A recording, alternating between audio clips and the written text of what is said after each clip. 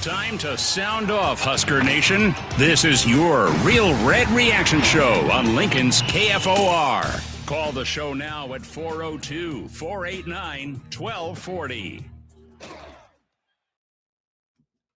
And welcome to it. Real Red Reaction Time, powered by Slim Chickens. Chris Schmidt, Elijah Herbal, the Pride of Fairbury, Bill Dolman. Going to be joining us in just a moment, but it is finally over. Nebraska's out of timeouts.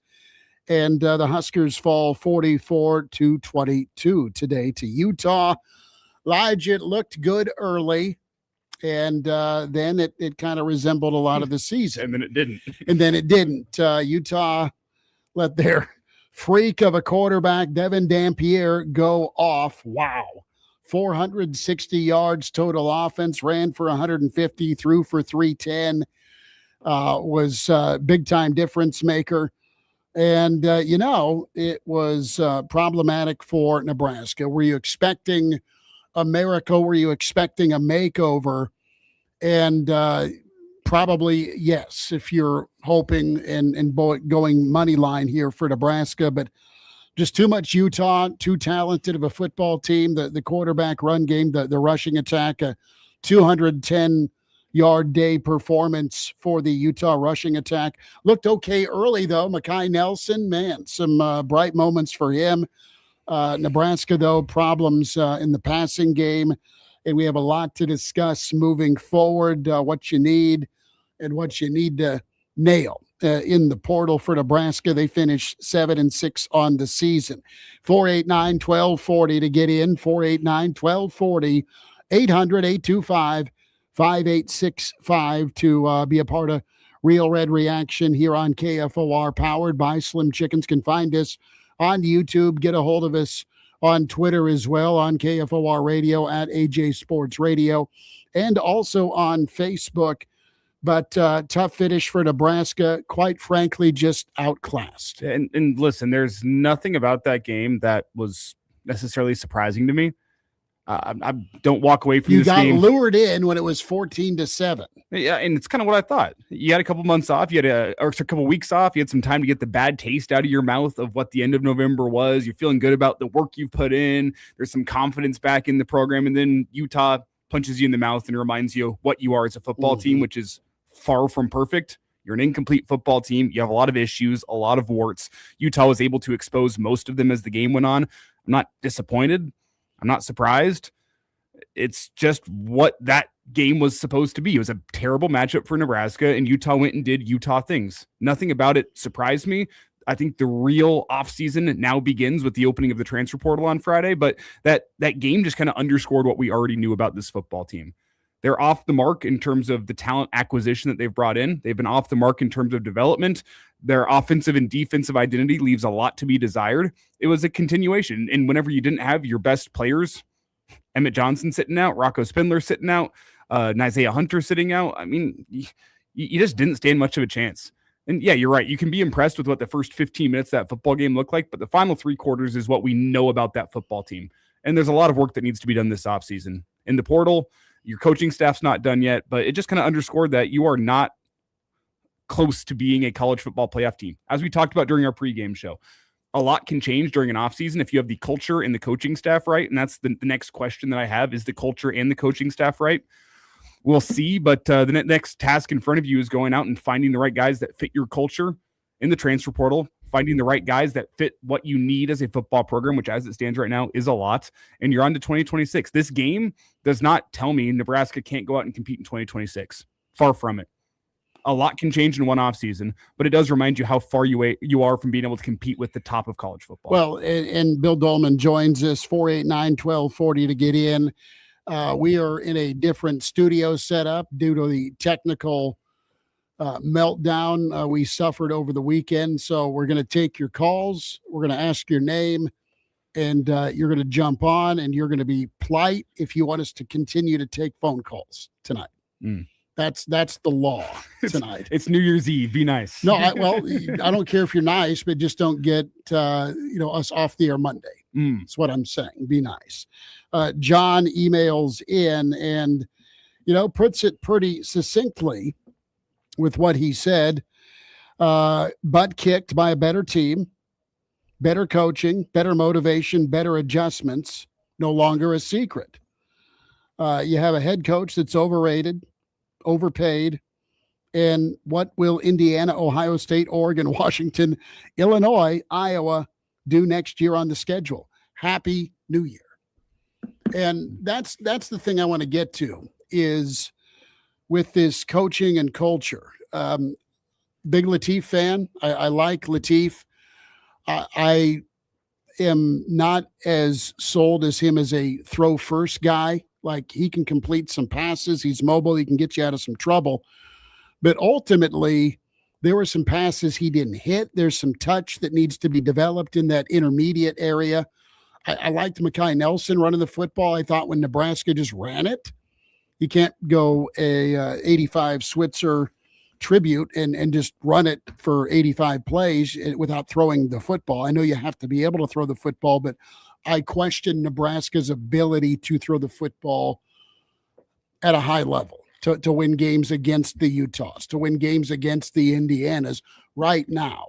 Now, it was uncomplimentary football yet again when the offense sputtered, and they sputtered, stop me if you've heard this before, second and third quarter after the script was up, it seems like.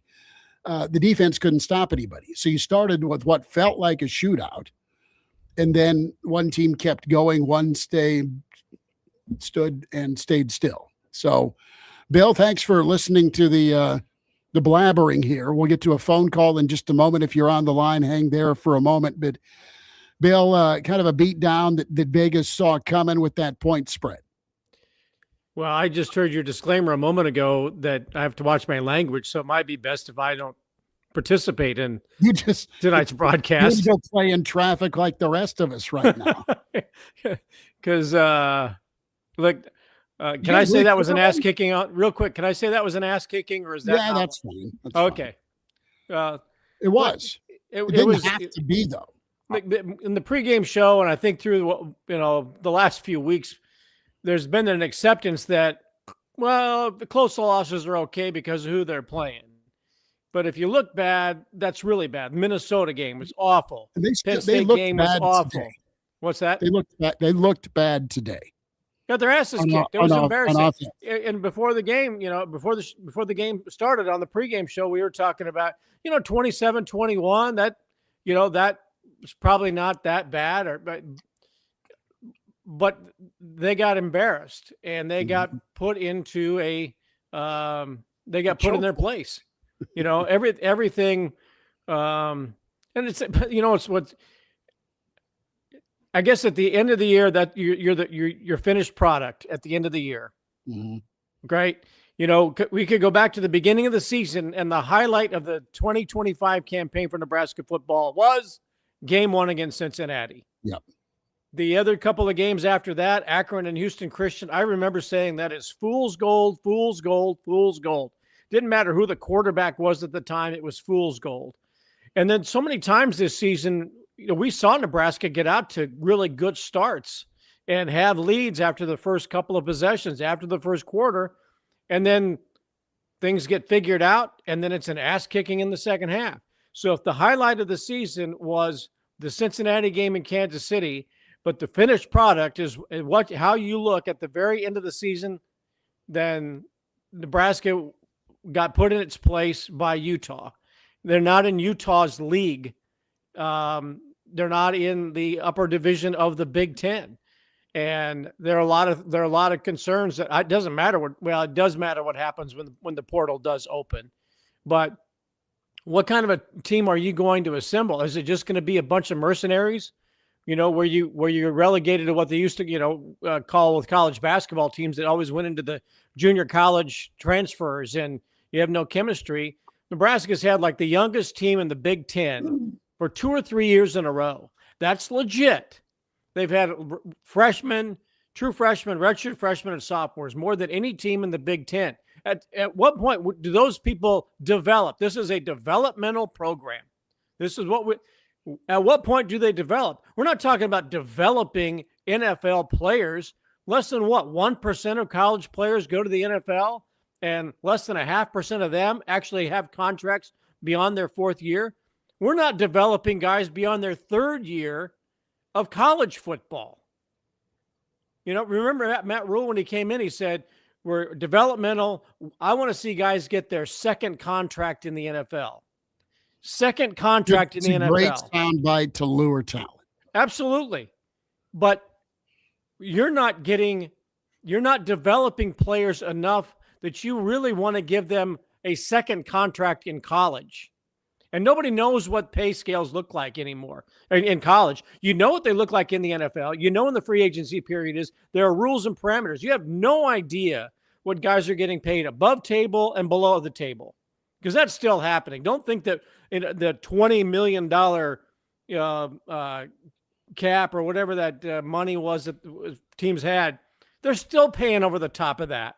And whatever the College Sports Commission says, this is what you're paying, people are still getting money under the table, just like the old days. Is Nebraska going to become a whole bunch of mercenaries where you can't develop players through their first, second, and third year, that you got to go out and find players who developed in other programs? Other programs developed their players for you. That's where Nebraska is at right now, because people are looking, man, Friday could be, I don't want to say a bloodbath. Friday could be a revolving door with this football program, and who knows who's going to be in it. But you are hoping that other players, the other programs developed their players well enough that you can lure them into your program. You didn't develop the players in your program that they're going to pay off for you in their second, third, and fourth year at Nebraska.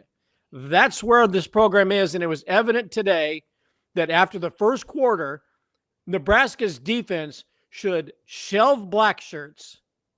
Okay, that tradition is as gone as the Texas A&M wrecking crew. Okay, they had drives of 9, 10, 9, 11, 9, five drives in a row where 9 plays or more. And they scored on every single one of them. And this was Backwards Hat Matt was helping out with the D-line. I love Phil Snow. I love listening to a Phil Snow press conference. He reminds me of Maury Amsterdam, who was on the old Dick Van Dyke show. Looks like he ought to be a 70s, casino guy. But turning the defense over to him and just saying, well, just see what you can do for the next couple of weeks. And then Backwards Hat Matt helping the defensive line, and they were getting 5 to 8 yards a pop every time they ran the football. And there was no pressure on the quarterback. And when you did pressure today is the finished product of Nebraska football 2025. Do we still have a phone caller? I think so. Hey, who's with us? Thanks for calling. This is Rock. You got me? Yeah, Rock, what do you say, bud? When Matt Rule had his great success at Baylor, the dynamics were very different, and I just don't think he understands or has a clue what he's doing. And the dynamics today, I don't think he understands. Now, let's forget Signetti. That's a lottery ticket. Mm-hmm. Let's compare to Fleck and Burt. There are two schools that do not care about college football. They don't invest in it. They don't have much to say for NIL. And yet look at the seasons that they have year after year and their bowl results. And you compare that, there's no hope. I saw no hope tonight. Well, they're gonna flip this into 11 wins flip this into 8 wins next year. But I'll leave you with this. I had a family reunion in Omaha, and I remember in the 70s, 80s, 90s family get-togethers in Omaha. The dominant conversation was Big Red football, and everyone knew everything. They were season ticket holders, alums, you name it. Growing up in Kansas City, they'd all come down from Mizzou, K-State, KU, stay at our place. We'd all go caravan. This year, at the family reunion, after a decent season and the hope for a breakthrough, nobody's talking about Nebraska football. One guy from Lincoln, an alum who married my cousin, we talked a little bit. He's kind of a fanatic, but they don't care. Rock, I thought you were going to tell me you stuck Las Vegas Bowl tickets in his stocking and a fight broke out. Or as I used to say in the 80s at Chiefs game, there were 2 tickets on somebody's windshield, and then he came back from getting a snack, and there were 4 more tickets on the windshield. Rock broke in. That's a family statement right there, Rock. That it's tough times. Appreciate you calling, dude, and tuning in as always. Good to hear from Rock. 489-1240 to get in on Real Red Reaction, powered by Slim Chickens. And he hit on something there with what the new era of college football is. And the new era of college football is there is some mercenariness to it where you got to fill your holes. The concern to me is that through your evaluation process last year, you didn't see the own glaring holes in your roster, or you couldn't go out and fill them, one of the two. And listen, I'm not a complete downer on next season based on what today was. We've known for about 2 months that this team was not good enough to go compete against a top 25 team in college football, especially one that had a mobile quarterback that loved running the football. That's what Utah is. This was a terrible, terrible, terrible matchup for Nebraska. But they killed you throwing it early. We talked about it a month ago. Yeah, your secondary looked maybe like they had regressed since their NFL passing game coordinator, DC, left the program. That secondary Somewhere was not what on they some were. Couch, Butler was having a heater. Just said, "You miss me now, don't you?" But the concern is based on what you went and did in the transfer portal last year and the type of high school players that you have brought into this football program. I mean, you need a pretty complete reset with, I'm not going to say all 22 guys offensively and defensively, but you're going to need a big about turnover. 8 each side. You're going to need a big turnover this offseason. And based on what I've seen over the last 3 years, the big concern for me is not what happened today. It's the fact that time and time again, you have missed on your portal evaluations. You have missed your own holes in your roster. You haven't gotten fortified where you needed to fortify. That's the concern, is the own internal evaluation and that this coaching staff has had on their roster. I'll say this, with that, the evaluation is different now than it was last year. Yeah, agreed. Because you've got your GM, Mr. Stewart, and that needs to go well. That needs to absolutely go well. Who's with us? Hi, you're on Real Red Reaction. Who's with us? Hello, Bob. Bob, what do you say? Well, I can tell you this. You're not going to like what I'm going to say. It's all right, Bob. It was a tough watch. As long as you don't swear, we're happy. I'm not going to swear. But I will tell you, Nebraska will win 3 games next year, and that's all. I have no confidence in the Nebraska Cornhuskers for next year.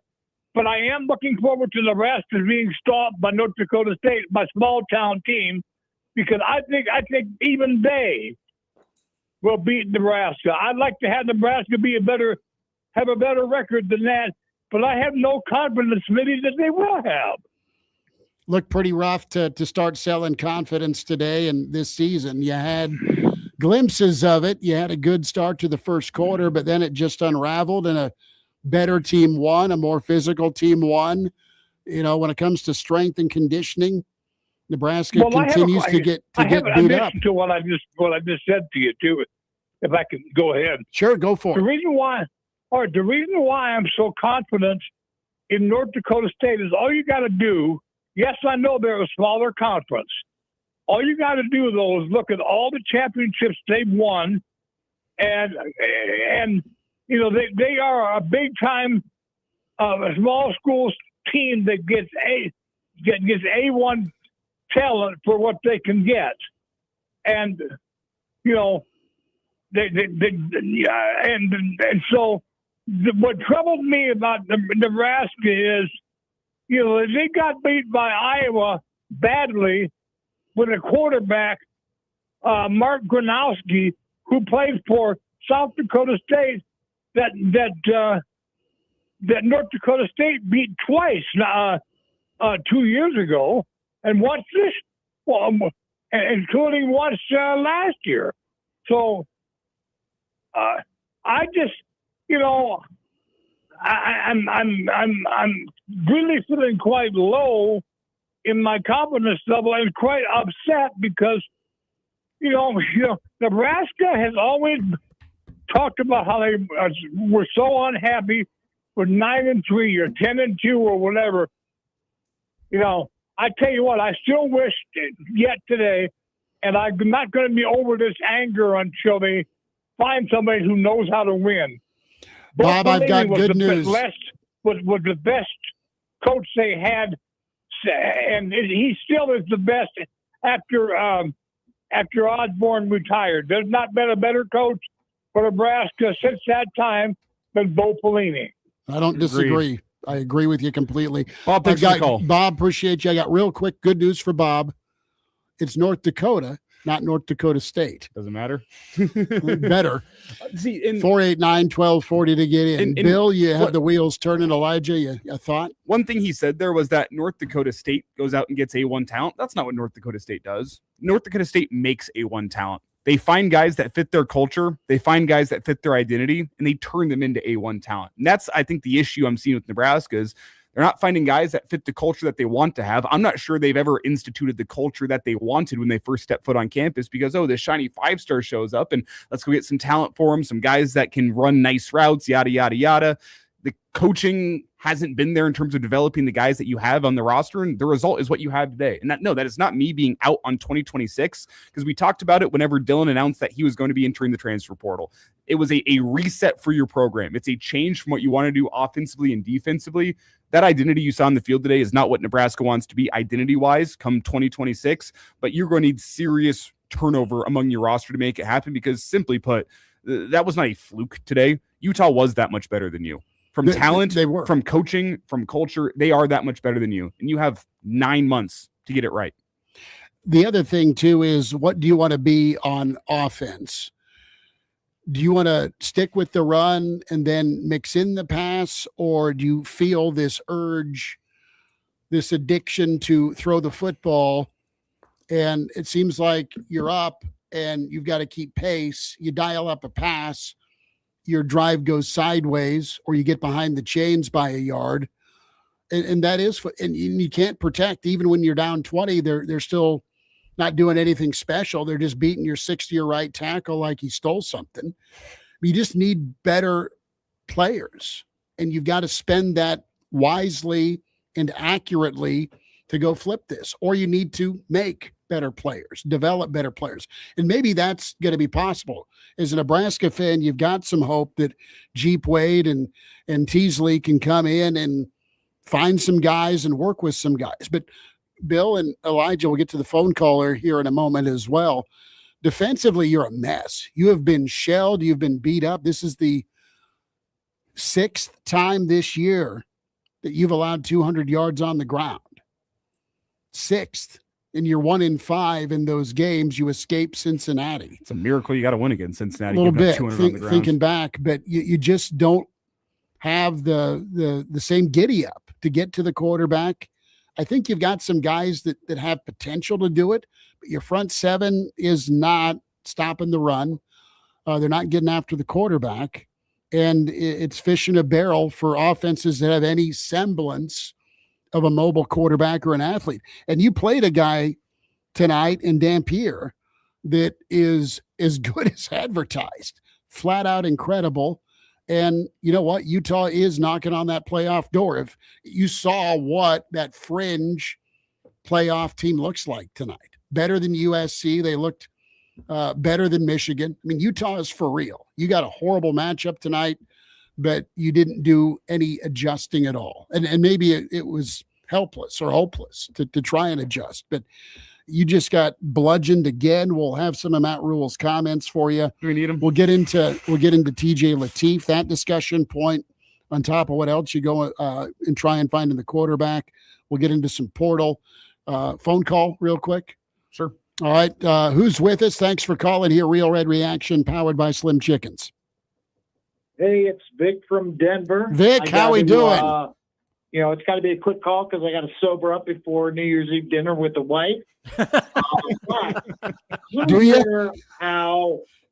What you guys think about, we look great in the first quarter. We look like world beaters the first quarter, and then we messed, for radio, the bed. Mm-hmm. What happened? Why can't we hold that up for? Same thing that happened against teams that have competent defensive coordinators.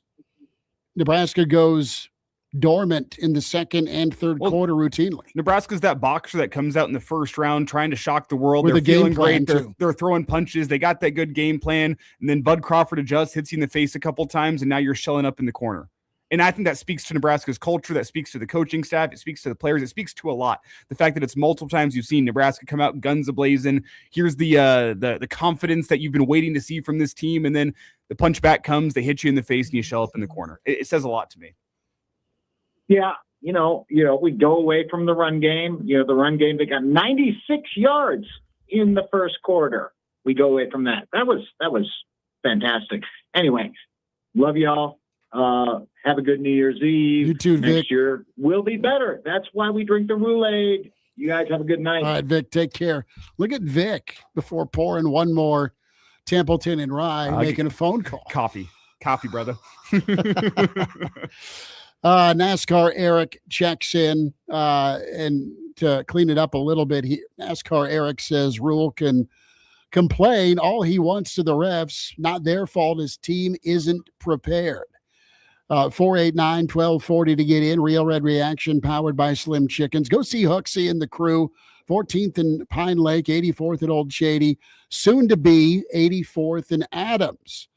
And we just tell you kindly to eat your feelings tonight. Go get some chicken wings. Go get a pot pie. Go get yourself some of their delicious dessert. Maybe a salad for those of us that are going to be with the rest of the world at the gym tomorrow. And trying to clear out a little space for the steam room and more so to enjoy college football playoff extravaganza. Jeff Sims had a hell of a night. It's Arizona State able to get a win, but it goes into coaching. Listen, I think the culture part of this we talk about, I think there is absolute intent to go get some cornerstone, culture guys. But I think you do jump at what film says to you, right? And you go get some talent that's out there that you don't have because, listen, you talk to any coach, they say you want to be a good coach, get great players.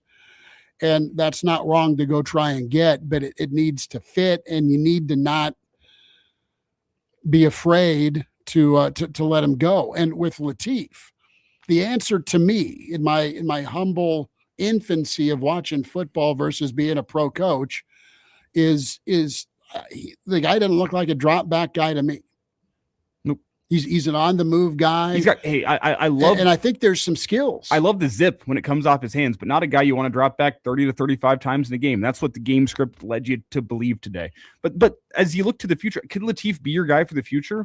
It wouldn't. I got to see him get way better at throwing the football. I need to see some development, but we talked about this 2 weeks ago, and Matt Rule got asked the question. There's still time for him, yes, absolutely. Yes, you need to bring in some competition for him. He needs to develop through the offseason, but it's something we talked about 2 weeks ago because Matt Rule gets the question at a press conference. He gets upset when he asked if this offseason is a reset for the rebuild of the Husker football program, and he starts treating it like it's a dirty word. This offseason needs to be a reset for the Husker football program. It's not a bad thing. Look at the results through November. Look at the results of the bowl game today. If that's not evidence that what you have built here is not working, I don't know what to tell you. It's time for a reset. It's time to retool. Maybe that's the word you want to use. It's not working to the level you want to be at or the fan base wants to be at. You're better. Yes. You're better in the sense you're 7-6 and you're not 3-9, 4-8. And something I've said a couple times. But that's not satisfactory for the world. On previous shows, this month, December needed to be a chance to step back. And I hope the Husker football coaching staff was looking at how Fred Hoiberg retooled and reset the Husker basketball program and brought in guys that fit the culture, that were coachable, a coaching staff, and a team that meshed. And look at him now. It's the best start in since 1928, 1929 for the Husker basketball team. I think that is the example the Husker football team needs to use of, is everything a disaster because Nebraska lost to Utah today? No, it's just further evidence that you need to retool the rebuild that you're putting together at Nebraska. And I thought Dylan Raiola leaving the program was the first step in that direction. Mm-hmm. I think that is the path Nebraska is on, is, hey, we need to develop an offensive, a defensive identity, an overall team culture. That's what this team is lacking, and that's what this offseason is for. And that's why I'm not dejected about what this bowl game means for the future of Husker football, what it means for 2026. I'm just curious to see, what does that reset, what does that retool look like, if Matt Rule doesn't want us to use the term reset. Same movie, and that's the problem with a lot of Nebraska fans. Let's go back to the phones. They did not call in for long enough. Okay, 489-1240 to get in, 800-825-5865. As we'll get more of your comments here on Real Red Reaction, powered by Slim Chickens. Can find us on YouTube. Do so there on the Average Joe Sports Show channel, the Real Red Reaction YouTube channel, KFOR Facebook, KFOR Twitter, KFORnow.com, and AJ Sports Radio on Twitter. It's where you can watch the show, stream us as kind of a thud to the end of the season. Bill, Elijah, let's talk a little bit here as we've hit quite a bit on the game with what did and didn't work. We knew Utah coming in, number 2 in the country when it comes to third down conversions, number 2 in the country when it comes to stopping you on third downs. Early on, though, it was the committee, right? We were talking about how would the running backs fare. Let's start there. I thought the O-line fired away pretty well, and you had a good rushing plan initially, and you got some positive yards with it. You saw Ives in short yardage. You saw Mosey come in, get his ankle kind of reconfigured and still stick it out. But Mekhi Nelson, where do you stand with him? Is he a guy you can move forward with on top of a portal addition? I saw enough from Mekhi, especially between the tackles. It wasn't just get him in space and let him get a block downfield. Mekhi ran really well, I thought, between the tackles. Ran pretty tough and showed some speed, a little bit more elusiveness with some off-season work. I think you got a guy there for Nebraska. Let's go to the phones real quick as you're with us here on Real Red Reaction, powered by Slim Chickens. Who's with us? Thanks for calling. Hey, I called back to say that Nebraska will beat North Dakota. I would say no, but they will beat them. Thanks, Bob. Thanks, Bob. Appreciate it. Yeah. North Dakota, not North Dakota State. It's all right. They're somewhat confusable. One's in Devil's Lake, the other's Fargo. I think so. Fargo. Devil's Lake's northeast part of the state. Bill, you've been to North Dakota. You're the man North who's Dakota lived in the Dakotas. North Dakota's in Grand Forks, and North Dakota State is in Fargo. Okay, Grand Forks. Devil's Lake is where you go party up there. My fault. Or you go ice fishing. But yay or nay on Nelson moving forward. Okay, let's put a yay or nay list together for the portal here. Well, to me, is Mekhi Nelson a guy you spend money on to retain? And that it's tough because that's the question. But there is very few guys on this team to me that I look at that I say, yeah, those are the guys you go spend money to keep around. To me, this is an offseason of change. As we talked about, 7-8 guys, new starters, each side of the ball in the portal. It almost feels like, to use another Husker analogy again, it almost feels like going back to those early Fred Hoiberg teams and being like, Cam Mack, yes or no? Jarvay Green, yes or no? Like, clearly the talent that you have in the building is not working right now. So why are there guys you'd why like to is it not working there? I'm going to go back to the guy that was on the show, or that spoke earlier on the show, the guy from Fairbury. He said, why is it that Nebraska is having to rely on other programs to develop their talent? That's what we're talking about right now. The transfer portal. Thank God the portal's opening on January 2nd, so Nebraska can go out and get players that were developed in other programs but are cast-offs from another program, or they're rolling the dice that they're going to make more money than the other program. And so Nebraska's going out there shopping when you've got 125 players in the program, got to get down to 105, but you have not developed the youngest roster in the Big Ten. This is not an excuse. That's a fact. Nebraska's had the youngest rosters the last 2 or 3 years in the Big Ten, including this one. But you have not developed your own players enough that you have to go wholesale shopping. I'm not saying that you're not going to go in there and get a couple of people here and there that are really going to make a difference. Like, you bring in Pritchett, he was supposed to be a difference maker, and I think the second half, maybe the last third of the season, he was a difference. Rocco Spindler was a difference on the offensive line, but that's what the portal should be for you. It should be a couple of places where you need to have that difference maker that's going to make a good offensive line a great offensive line. You're going to find that difference maker in the secondary or a linebacker. Maybe you bring on 3 or 4 different players on both sides of the ball, a specialist, fewer than 10, ideally fewer than 8. That's what the transfer portal should be, unless you're Kurt Signetti and you're bringing 30 of your own players with you who have been a part of a winning culture. And he developed them there, and they were prepared to play for him at the Big Ten level. But why are we talking about and thinking about, man, I can't wait till Friday so Nebraska can bring in a whole bunch of players that have been developed elsewhere? Well, because maybe that's your best hope based on some of the misses you've had on your coaching staffs the past years that didn't develop people. Not only did you have good, then you had coaches that missed in recruiting. They weren't, apparently they're not only not great at developing the position players, but maybe they whiffed on recruiting and in talent evaluation. So that's 3 strikes, you're out. Well, and look at the places that you have brought in new coaches and look at what the development looked like this year and in years past. Defensive line, I thought, looked worse at the end of the year than they did whenever they started off the season. And that includes in the bowl game after a month of Matt coaching the group. And that's not necessarily a discredit to him because, again, the cards he was dealt trying to go coach that group, not great this year. But the offensive line, I thought a couple of guys looked better, but I don't think there was development behind the scenes. I thought today your running backs look better, and look, you keeping your wide receiver coach or trying to keep him or your running backs coach, despite the fact there's some big programs that would like to bring him in. On the defensive side of the ball, we do have to ask the question about linebackers. I don't think they looked very good today at all. Defensive backs today was a regression type performance, and I think as the year went on, I mean, teams didn't want to test them as much because you could just run the ball over Nebraska's defense, but they're probably held firm. I mean, there's not a lot of places you can look at in the team where there was development. I look at maybe running back room, maybe wide receiver room, and that's about it. Hey, I thought Nebraska's linebackers looked a little faster.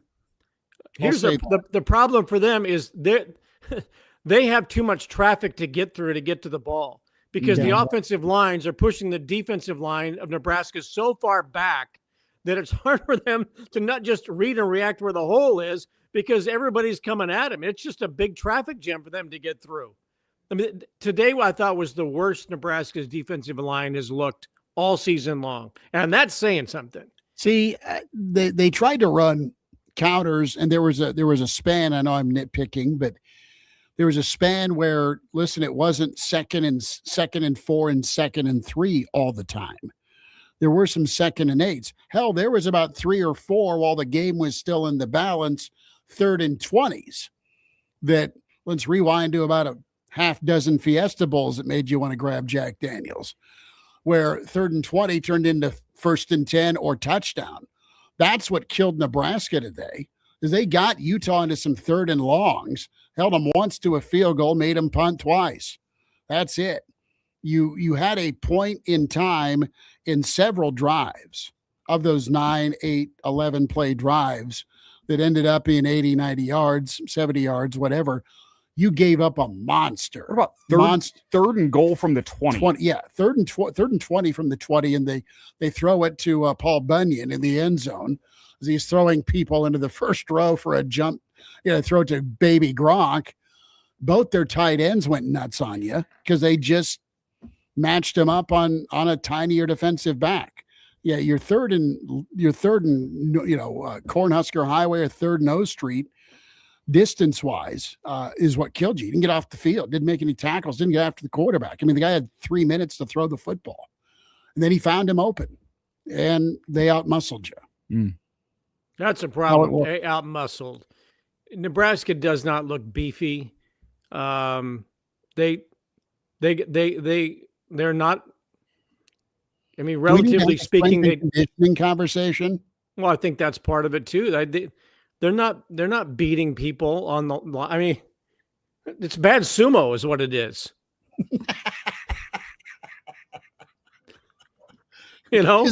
Is there a good sumo? I mean, they're getting knocked out of the ring. I mean, the first body slap, and it's just disheartening to think that at the end of the season that this was what the final chapter is, the final look is. Final insult. Are you guys surprised? I find there is zero level of surprise. The way it started lured you into some. All right, maybe they can hang around. Maybe they don't expect to win. But getting Fiesta Bowl where they're scoring 38 straight on you. It felt the exact same as Penn State and the exact same as Iowa. There was zero level of surprise to me as this game went on. So is it a larger conversation of whatever this team is exactly what they were in November. We shouldn't be surprised by that. Whatever the backward hats guy is saying, we're not listening anymore. Are we at that point? Hey, real quick, I'm going to trademark Bad Sumo. Just for anybody wanting to take that. So yeah. we need an Average Joe Sports Show t-shirt. There you go. The dirty little partner podcast of the Average Joe Sports Show is now called Bad Sumo.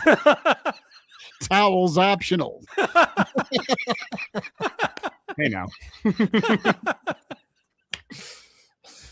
That seems like a good place to take a break, right? Yes. Let's reset here. We'll take a timeout. Don't you say that word. Take a break. All right. Time for you to get in here with Real Red Reaction, powered by Slim Chickens. 489-1240 to get in. 489-1240 to dial up. 800-825-5865 with KFOR, KFORnow.com. Hi, this is Jeff Mall with Visit Lincoln. I want to take this opportunity to thank all of you for your support of tourism and your generosity in supporting our industry through buying local, attraction attendance, and your continued return to many great Lincoln events over the years. And oh, what a year it's been.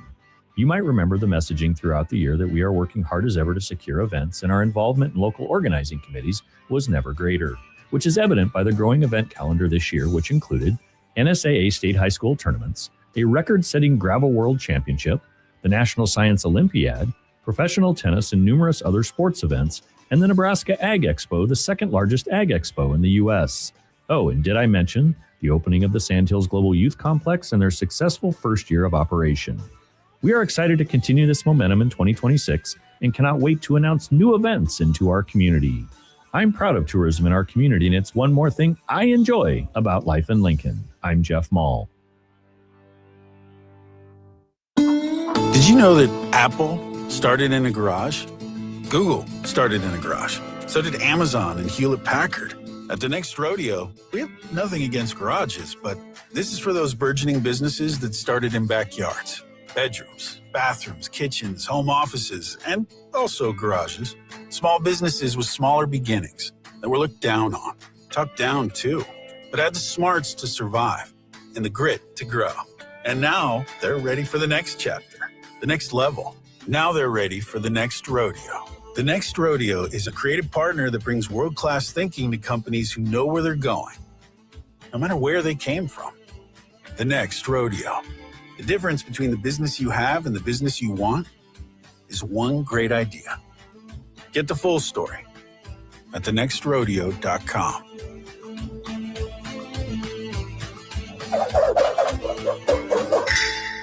Between all the holiday parties, weekend tailgates, and family get-togethers, we've been overindulging a little more than usual over the holidays.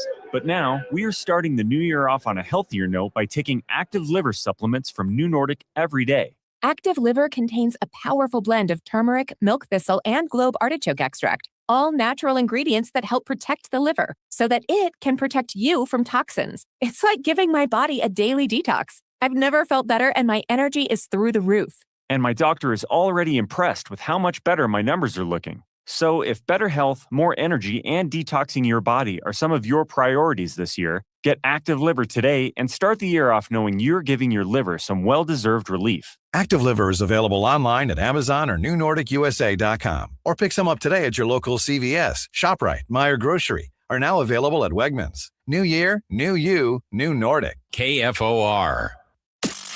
This is the Real Red Reaction Show. Phones are open now. 402-489-1240. Back to your Real Red Reaction, powered by Slim Chickens. Be sure to get out to see your friends at Slim Chickens, 84th and Old Shady, 14th in Pine Lake, soon to be 84th in Adams. Wings, of course, those wraps are incredible. The salads, and yes, the desserts are so good. So get to Slim Chickens today. Big thanks to Hooksy and crew for powering Real Red Reaction all season long, last season as well.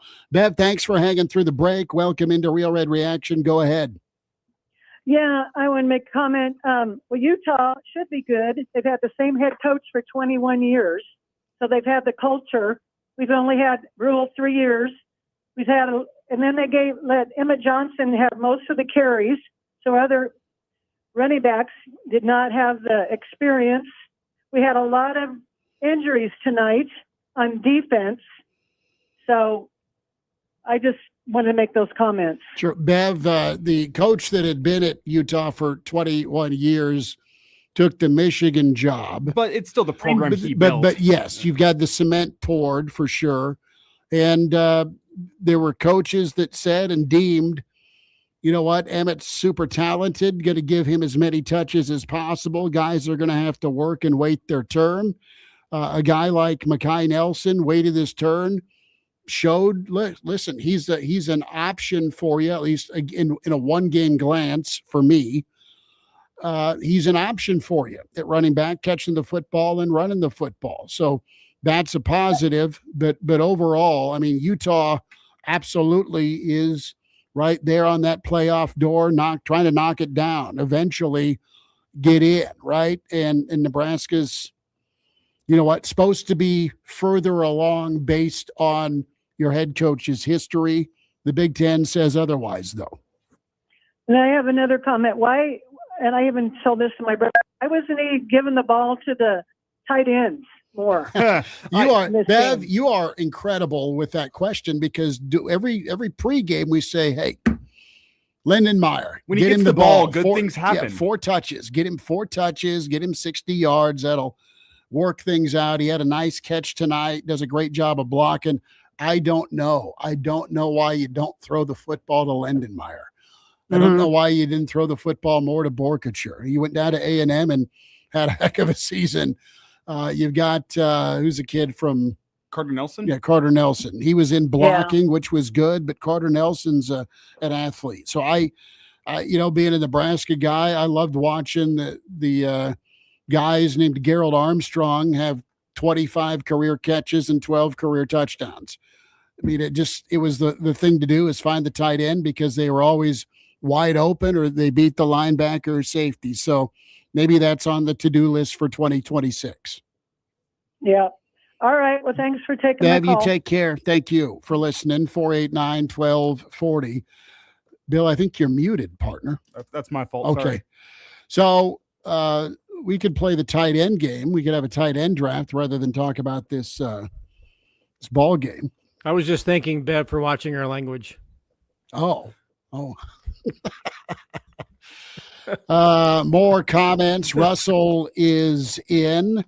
Says Texas beats Michigan by more points than Utah beat Nebraska. Did that happen? That thing was a 3-point ball game, wasn't it? What'd Texas, Michigan end up? Class? No one cares? I was just going to go to the fact that, and I've brought this up before, and no, I'm not saying Nebraska is going to be a playoff team next year. But if you would base 2024's results on what the 2025 season was going to look like, you would have been way off on your playoff projections. A lot can change in one offseason. And it's something we talked about pregame. The question that needs to be asked is not Nebraska's current talent, because I think Nebraska's current talent, as evidenced today, is off the mark from a college ball playoff team. But do you have the culture and the coaching that can go out and find the talent that you need and get them playing at the level you need to go and play? Oklahoma was sub 500 last year, if you include the bowl game, and they lost to Navy. Mm-hmm. They were 6-7. They turned around and turned it into a college ball playoff season, because they get the culture with that schedule, culture and coaching. They got it right. They brought in a couple of key pieces. They get the quarterback position right. They have a defensive identity. Their offensive identity wasn't great, but they at least had an identity. Like, it's I am not. That's why I'm not walking away from this game betting on? demoralized. What are you betting on? Can you find the right guys? Can you pay the right guys? Yes. Theoretically, Stewart and the evaluators can go get the next run of players that can get you to 8 or 9 wins. Maybe some of those are on your team that you do develop with this new staff and they're ready to go magically, that have been in the program for a while. They just needed a different set of eyes, better set of eyes to mold the clay. But can you get that right talent and then the coaching to improve that talent? That's the thing that's driven Nebraska fans nuts for years, and that has started the coaching carousel, is that you're not winning like you used to win. You're not beating teams that you're supposed to beat, I'm air quoting. And you're not playing and performing in big games. And you're not doing it with the talent that ever reaches their ceiling. Adrian Martinez, amazing first game out of the gate versus Colorado. Amazing first year. What happened after his freshman year, right? What happened with some of the guys? Too many guys never reached their potential for one reason or another, and now you have the threat of the portal, the transfer, and the dollar amount to go buy your backups or go buy the guy you're planning on starting in 2 years. So you better be able to get them to be a starter and a performer and keep them, or be able to replace them at a better level or at an even level. 489-1240. Who's with us here on Real Red Reaction? Hi, thanks for calling. Welcome into Real Red Reaction. Hello. Hello? Yep, you're on. Go for it. What's your first name? Sorry. Here's what I don't understand about maybe the last 5 games Nebraska played. Mm-hmm. We get off to a hot start. Like we're off on a script, and it's like, oh my God, we're going to have a game today. 14 points in the first quarter today. I think we scored 10 against Iowa in the first quarter. Maybe scored first against Penn State, and then we go 2 quarters and don't score. What the hell is going on? I don't get. It's just flabbergasted. Coaching and culture, I think, is what happened. I think it's coaching. But what's your first name, man? This is Kevin from Texas. Kevin, appreciate you, brother. Thank you for calling in, Kevin. Yeah, it's a situation where there's no adjustment to the defense figuring out what you're doing. There's no plan B you go to that is going to work like plan A did. Or you're so good at your scripted plays, you keep running them until someone stops them. Well, and that's really it. It's to me, it's coaching and culture. To go back to the boxing analogy, because you've seen it happen. A boxer comes out on fire. They look like they're going to perform really well. They had a great camp, and they get punched in the mouth a couple times, and their corner doesn't help them make adjustments whenever the other fighter makes adjustments, and they don't have the heart of a champion. They go shell up in the corner. Coaching and culture are the two things I look at. Why that happened 3 straight games. What is your coaching like? It's ironic that you bring up the boxing analogy and you mentioned Bud earlier, because that's every Bud Crawford fight where his opponent comes out, looks really good for the first couple of rounds. Bud looks a little tentative the first couple of rounds. Then 4, 5, 6, 7, there was usually a knockout or it just became a one-sided affair. He had close fights, that went 12, Canelo, all that. He had close bouts, there's no question.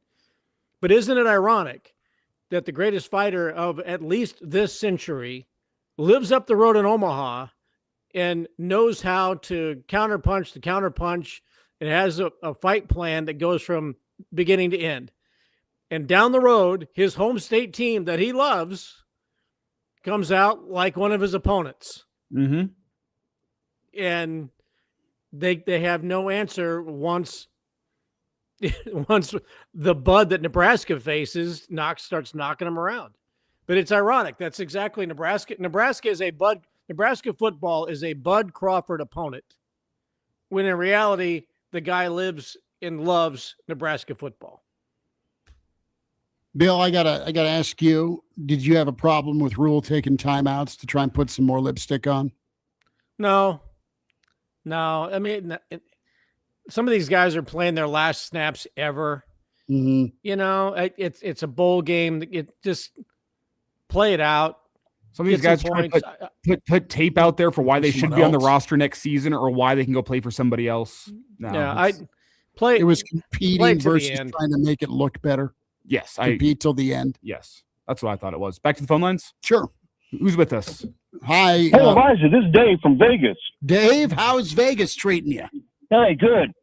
I was sweating my $9,450 bet. I thought, oh crap.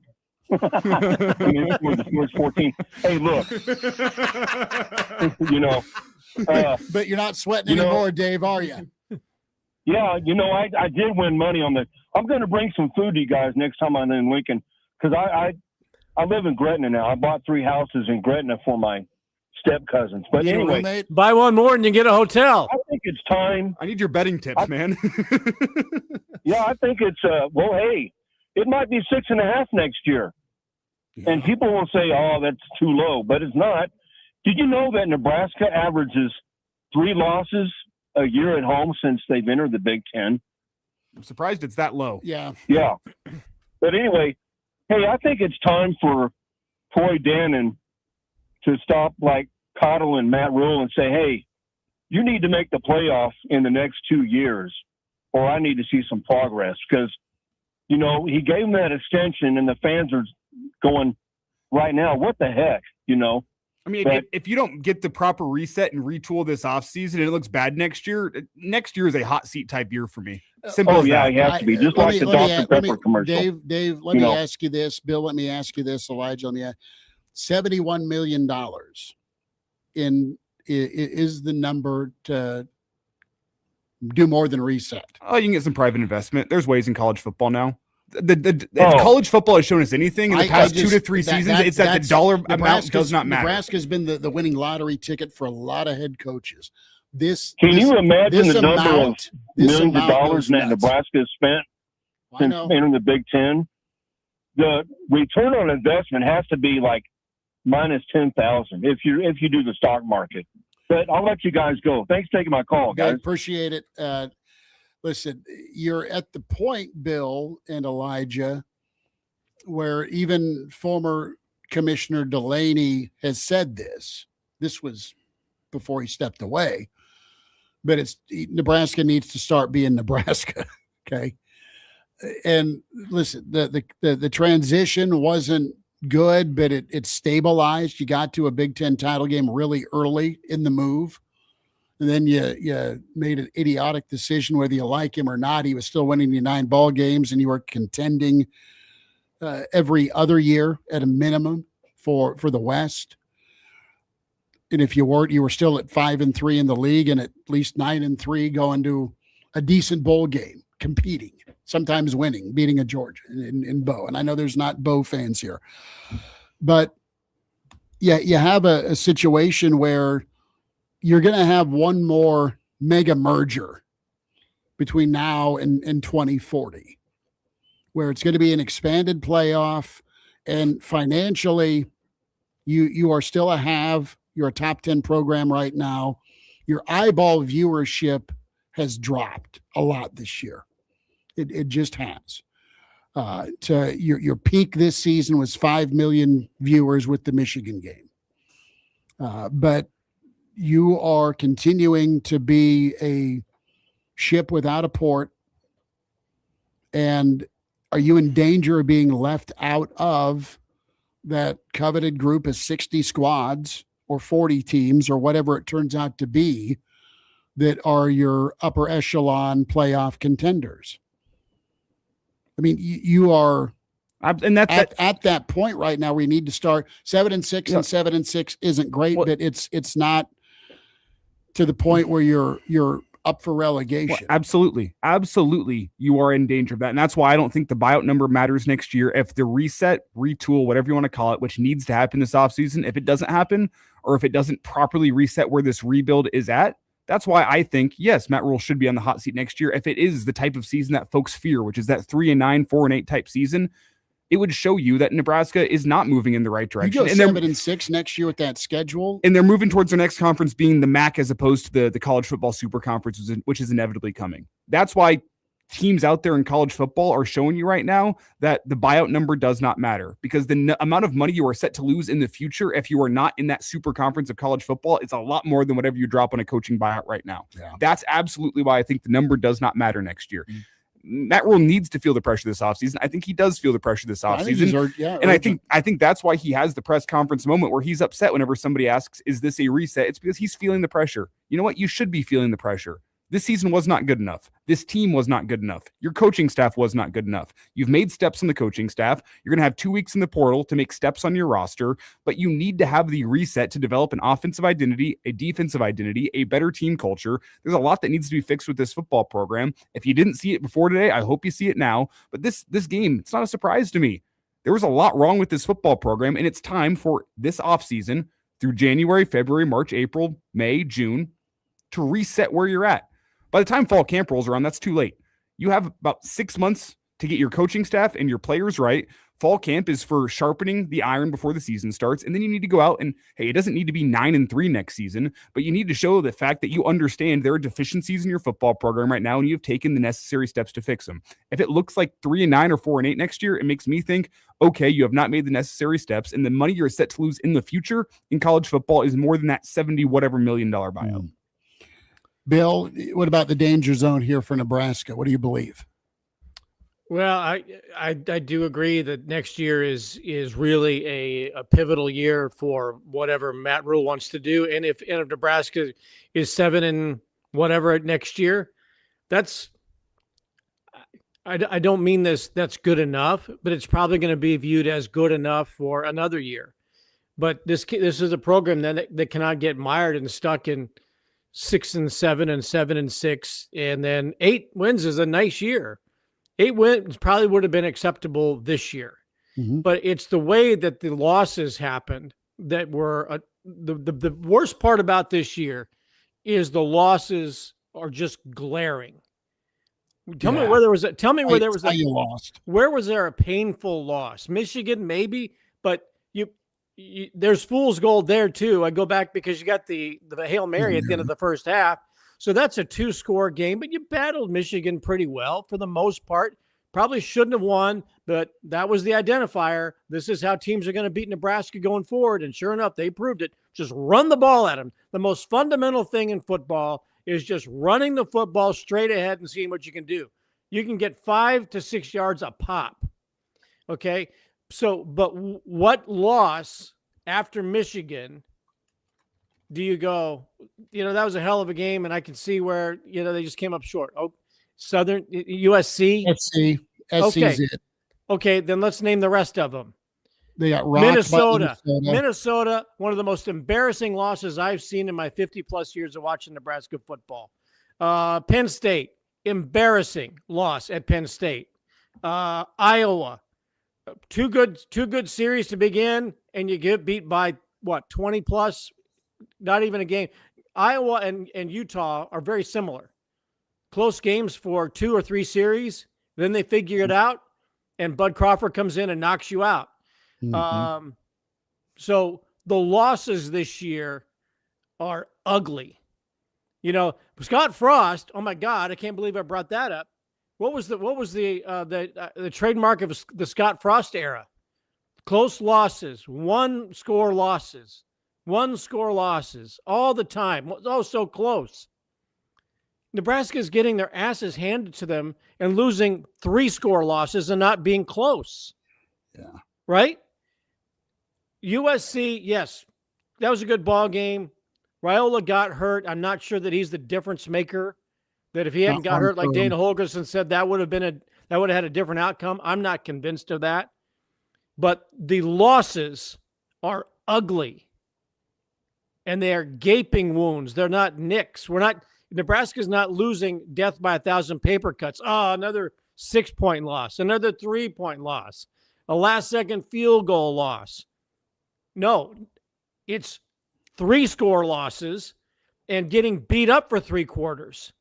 That's what Nebraska fans hate more than anything, is the lack of competition and just getting embarrassed. It's one thing to get, bruised and like have these gut-wrenching, gut-punch losses. It's another thing to after the game, have your head patted. Wouldn't you rather get gut punched than have your head patted? Like, oh, that was a nice effort. Here's your ribbon. You look good off the bus. You got the best facilities. Now go have somebody develop some people for you. Right? Nebraska's getting their head patted and not getting gut punched anymore.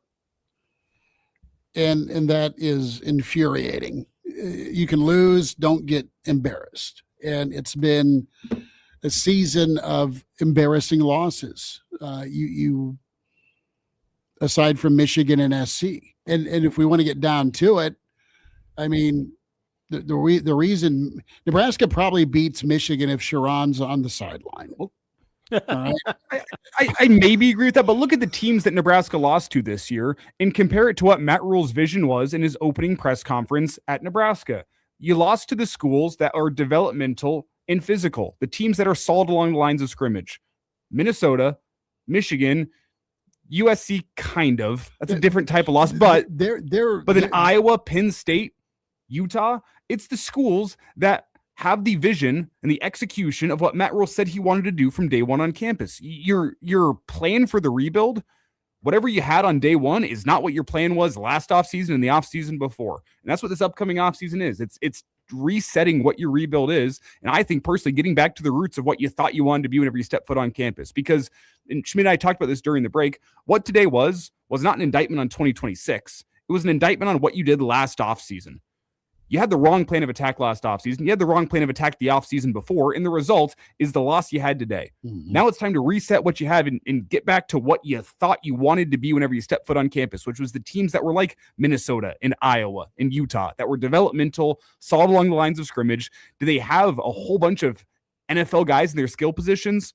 No, but they have NFL guys in their offensive and defensive lines, and it sets the floor for what you are as a football program. They end up, Pig Farmer and Row the Boat end up turning at least somebody in all position groups through a 4-year, let me keep them, into a guy that can go play on Sundays. There's somebody from a position group room that goes into the NFL.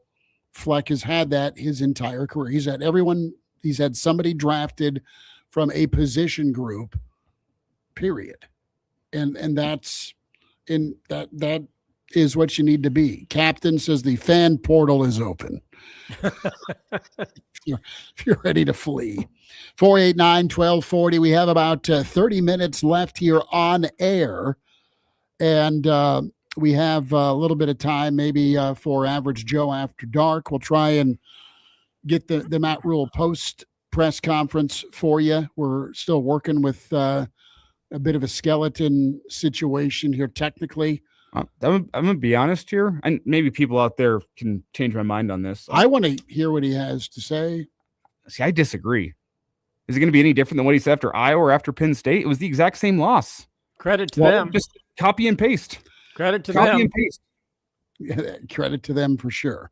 489-1240. We are powered by your friends at Slim Chickens. I can't wait to hear how we didn't expect it. 14th and Pine Lake, 84th and Old Shady, and soon to be 84th and Adams. Quick time out. We'll get more of your thoughts, more of your comments in the stream, as you always find us here with the Average Joe YouTube channel or Real Red Reaction YouTube, on KFOR Facebook, Twitter, and follow along also on the Average Joe Twitter handle, AJ Sports Radio, and KFOR Radio, KFORnow.com. Hi, I'm Justin Wozni, Funeral Director at Roper & Sons. When families come to us, it's often during one of the most difficult times of their lives. My role is to be there, listening, guiding, and helping you make decisions that feel right for you and your loved one. Whether it's planning a meaningful service or simply having someone to talk to, Our funeral directors are here to support you every step of the way. At Roper & Sons, you're never alone.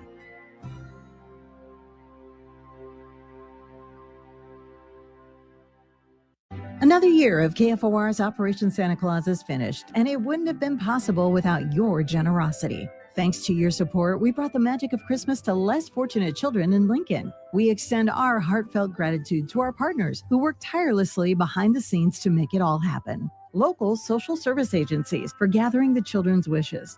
Hobbytown, Lincoln Children's Museum, and Shields for their help with toy shopping. Target, not only for assisting in shopping, but also for donating the sacks we use to organize the toys. The Clay Smith family for providing the North Pole facility to store and sort the toys. Brent Stellick of Bryant, Cott & Associates PCCPAs for managing Operation Santa finances. And most importantly, a very special thank you to the Nebraska National Guard volunteers for their incredible effort in sorting and distributing the toys. And finally, to everyone who donated, you are the true heroes of Operation Santa Claus. From all of us at KFOR, we wish you and your family a joyous holiday season. Between all the holiday parties, weekend tailgates, and family get-togethers, we've been overindulging a little more than usual over the holidays.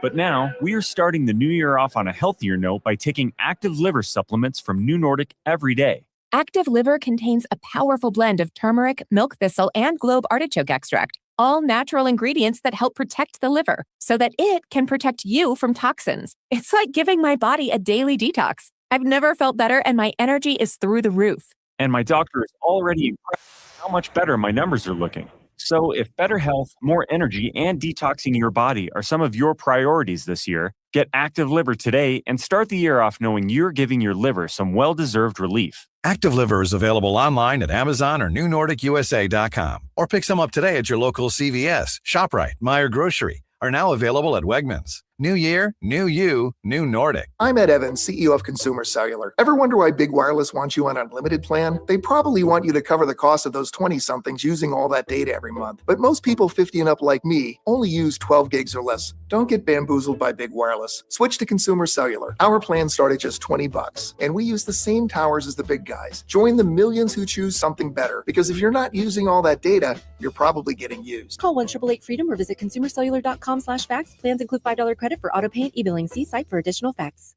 Lincoln's local news, talk, sports, and weather station. FM 101.5, 1240 AM, KFOR, and KFRX HD3, Lincoln. This is the Real Red Reaction Show. Phones are open now, 402-489-1240. Back here on Real Red Reaction, powered by Slim Chickens on KFOR. That's Elijah Herbal, Bill Dolman, Chris Schmidt. 489-1240, 489-1240. I think what we're going to do, and can you, let me just ask you some behind the scenes stuff here publicly. Can you play the rule stuff after 7:30? The stream wouldn't hear it. Okay. So Which that would be bad. Yeah. Okay. And scene. Okay. Well, and we're back. So let me ask you this, Bill. If you were to download on like a MP3 thing and then send it our way, could that be doable? Well, does he even have the MP3 of the Matt Rule audio? I don't know. I mean, I can tell you what he had to say. Didn't see it coming. I really thought our guys fought hard. Yeah, we're going to have to get back and watch the film and evaluate. Excited for the portal window. We think we can improve our team. Excited for the new coaching staff. Don't think that game today embodied who we are as a football program. Credit to them. Credit to them. Credit to them. They had a great game plan. They made some great adjustments. No, we don't need to reset this offseason. There it is. There's the Matt Rule press conference. If they take 10 players in the transfer portal, that's a tweak. If they take 20 players in the transfer portal, that's a reset. Any more than 20 is a rebuild. So 20 is your line in the sand, is it? I don't know at this point. I would like to see players that they have brought in be developed to become the players that they expected them to be, that they thought that they could coach them up, that everybody got excited about on signing day and heard how the high school coach has said, I've never had a player like him before. Nebraska's getting a really good one. Plays the game at a different level, on and on and on. And people get excited about him. And you got to have him. And then get him. And then nobody knows what happened to him. Maybe I can do it this way. Are you going to play it through your phone speaker into your mic? Yeah, I might. Just going to turn this mic on over here. I don't really care. I thought we were having a good conversation going. No, we absolutely. Absolutely. So I'll play it after 7:30, holding my phone up like I'm, pirating Grateful Dead music. Here's what I'll say. Back to self-development, though. The Husker who had the best performance of the day was my KRNU announcer, Arden Lockheim, member of the Husker women's golf team. She was stellar today, calling the game with her dad, and did the College of Journalism and Mass Communications, and all of us who are alums. She did us very proud, and I could not be happier that we were able to pull that off for her and her family. So that was the best performance by a Husker in Las Vegas today. That's a nice assignment, Professor. Go do a blowout and have plenty of fill ready. Well, let's be clear. That's also the main thing that people actually remember about this 5 years from now. This game today, specifically. The season as a whole, maybe not. But listen, that bowl game today, and I've said this a couple times, I'll say it again, it is a representation of what your 2025 season was. It does not necessarily represent what you are moving forward. I'm not surprised at all by the performance. The team is very far from where they need to be. That's clear. But that was also clear a month and a half ago. Probably clear 2 months ago after the Minnesota game. This team did not have the it factor to go compete with the top of college football. And what is Utah? They're near the top of college football. I lived through. They didn't have to compete with that. Look, I lived through a lot of games back in the day when Nebraska got sent to Miami to play Miami in Miami, Florida State in Miami, play Florida State in the Fiesta Bowl, and I remember 22-0 in an Orange Bowl game, and going down there and not Nebraska having any business being on the field with them. Nebraska dominated the Big Eight, won a championship against the teams that were on the schedule, but when you lined up on the field against those teams, you knew there was no chance whatsoever that they were going to win. And I think it was 22-0 in an Orange Bowl against Miami. And it was just so glaringly obvious that they're operating at a much different level with a much different athlete than Nebraska was. And what happened? Tom transformed the program. It took a little while. I am not saying Matt Backwards Hat or Matt Rule is Tom Osborne by any stretch of the imagination. But they're going to do something that is going to transform this program, because what they're doing, and I'm talking about more than a rebuild, and Tom knew that.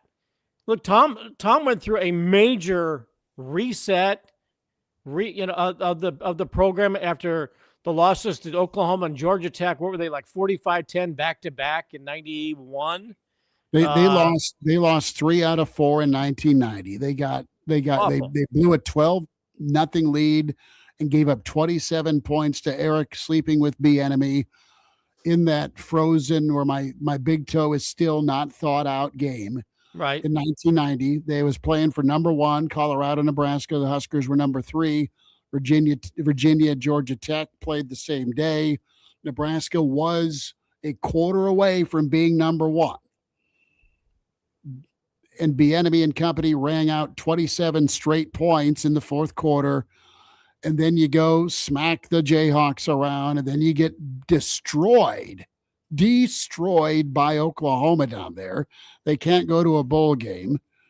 They throw Mickey Joseph into the bench, cuts his leg. And then Georgia Tech. The only thing that saved that thing from being 100-0 was T.O. getting up at halftime, kind of telling folks that, you know what, you never know when it might be it. All right. And they came out a little bit more impassioned, but Georgia Tech was really good. They got beat by 2 of 3 better teams. Colorado really good that year. Georgia Tech really good that year. Shocking. Nebraska got to play both national champions. They had about 3 years in a row of doing that. But, Bill, that season forced a change. And you also had a new AD coming in.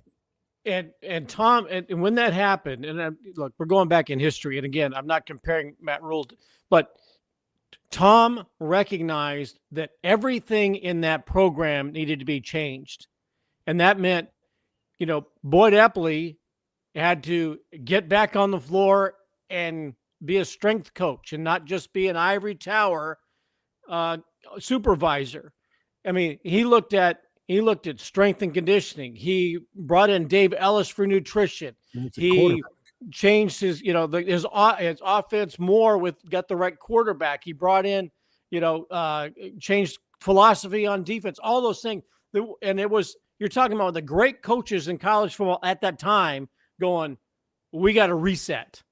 9-3, 24th in the country. And by the way, they had the 3rd and 4th guys drafted that year. They had about 5 or 6 guys drafted that year. Well, in 90. My point about this, bringing up as Tom, is Matt Rule can't get tweaked when Steve Sipple asks him about reset. The greatest coaches in the history of the game have reset their programs, swallowed their pride, and not just said, well, it's just a thing. We're close. You weren't close today. You weren't close against Iowa. You weren't close against Penn State. And after you got your extension, you went out and had one of the worst performances in the history of Nebraska football at Minnesota. Okay? So swallow the pride and say, yeah, we need a total reevaluation of everything in this program, from nutrition to team psychology to unity council to strength and conditioning program. We might look good. Nebraska, again, is a great off-the-bus team. There's no question. Nebraska looks great off the bus. But thank God they don't have to defend the bus, but they're good off the bus. Well, right? And I think so. If you want to he needs. I'm not comparing Tom and Matt. I'm just telling you, if you're Matt Rule and Steve Sipple asks you a question about reset, maybe it would be. I have no idea what he said today. I don't know what he's going to say, if there's going to be another postmortem. But you know what? That was unacceptable. The last 4 losses were completely unacceptable. We do need to reset what we are doing and who's doing it, and make some changes in this program. We're not that close. We're not just a little tweak away. No, they're not. To use a more recent example, I've been talking Husker basketball a lot over the past couple weeks. Want some stats from Fred Hoiberg after his first 3 years at Nebraska?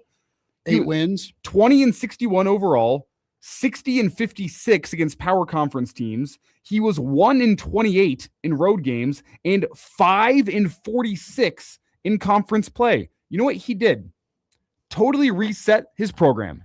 New assistant coaches, a new recruiting coordinator. You got Lenzer. He completely changed the type of players he was bringing into his basketball program. Year 4, was it perfect? No, but you started to see some progress. They reeled off some wins at the end of the year. And what's year 5? It's an NCAA tournament appearance. That's what it was. It took a total reset of that program. You were building up from nothing. You were building up from less than where Matt Rule started with the Husker football program. That team was horrible Fred Hoiberg's first year, and there was no talent to be found. There was talent. He did what he could the first 3 years, brought in some talent where he could, and realized, you know what? He had zero chemistry. My vision for this program is not working right now. Mm-hmm. I need to reset, bring in a different type of player. He brought in a different type of player, and now a couple years down the road, he can get back closer to what his original plan was, which was it's a fun offense, guys that can shoot the 3, but more importantly, they have chemistry. They have a culture. They have assistant coaches that develop players. Look at the guys who are playing this year and look at their development. Sam Hoiberg, Cale Jacobson, Burke, even Rink. Guys that have just gotten so much better since they have stepped foot on campus. Kisei's story. Yes, exactly. It's you can go to Osborne or you can go to Hoiberg. I mean, these are some great coaches we're talking about here. When they realize something isn't working, they make a change. They reset where their program's at. They change up their own personal beliefs for the program because they know, hey, what I'm trying to do right now isn't working. That's what I look at with Husker football and what this upcoming offseason is. Well, what's that breaking point moment? Is it 9-3? You finish 24th in the polls. The sky is falling. People are out on you. If you're Tom Osborne, almost 6 years ago, is it Nick Saban where you go 11-2 and your 2 home losses are to Johnny football and Cam Newton. And at that very moment, he's like, I'm going to go get more mobile quarterbacks, i.e. like the Tuas of the world. That's when Saban reset. Yes. And now you're at 7-6 the second year in a row, which isn't 5-7, which isn't 4-8, which isn't 3-9. You've beaten Northwestern. You beat Michigan State. Okay. But you had to fight like hell to do it. You didn't crush anybody really this year. You did win some close games, which is different than a year ago. But 2 years ago, you went and won on the road at Illinois. All right. And you against anybody any good, you haven't found a way to win, period. In 3 years. Cincinnati's okay. Northwestern's okay. But for what you have from an investment standpoint and a recruiting ranking standpoint and a staff standpoint and a facility situation, it shouldn't even be math. You still got to go play the game, but you are so much taller with an advantage that and it isn't just satisfying. At least you're to that point where you beat some teams you're supposed to beat, still can't get over the Minnesota bug. You beat Wisconsin, then people don't care. You're supposed to here. And I know that's a entitlement that drives other fan bases nuts and even probably drives some Nebraska fans nuts, but you just have an ROI discussion that keeps coming up every 4 or 5 years with whoever's in the head chair. How discouraging is it going to be, though, when the portal rolls around and however many guys from Nebraska enter or they say you should enter? Again, it's a two-way thing. It's not just I'm leaving. There's a lot of people that are being told, you're probably not going to work out for you here. And you're going to go and tell players that you brought in the last 3 years, some of them, it's not working out for you here. And they're going to go and bring in players that were someplace else and say that thank you, South Dakota State. Thank you, East Tennessee State. Thank you, Illinois or wherever, for developing players that now we think are good enough to play in our program. Right? I think you got to be able to identify the guys that are on the verge of breaking through, keep them. And if somebody else has done a better job of coaching and developing and identifying talent and you can go get them, because you didn't have a Pritchett or a Spindler on this squad. As much as we're belly aching about 7-6 right now and how it looked in most of the losses, you don't have a bowl season without Dillon. You don't have a bowl season without Pritchett. You don't have a bowl season without Marshall. You don't have a bowl season without Sierra Wright. You don't have a bowl season. You don't have a bowl season without Akron and Houston Christian. For sure. Well, that's very true. Can I also ask the question, as you list off those names, who are the key contributors that Matt Rule brought in from the high school ranks on this team? Yeah, Vincent Shavers. I mean, you're asking you're not asking who's all a conference. I'm saying. Yeah, I know. I was letting you go. My facial reaction was, we're on the same page. That's one side of the football. Barney, okay. Lindenmeyer.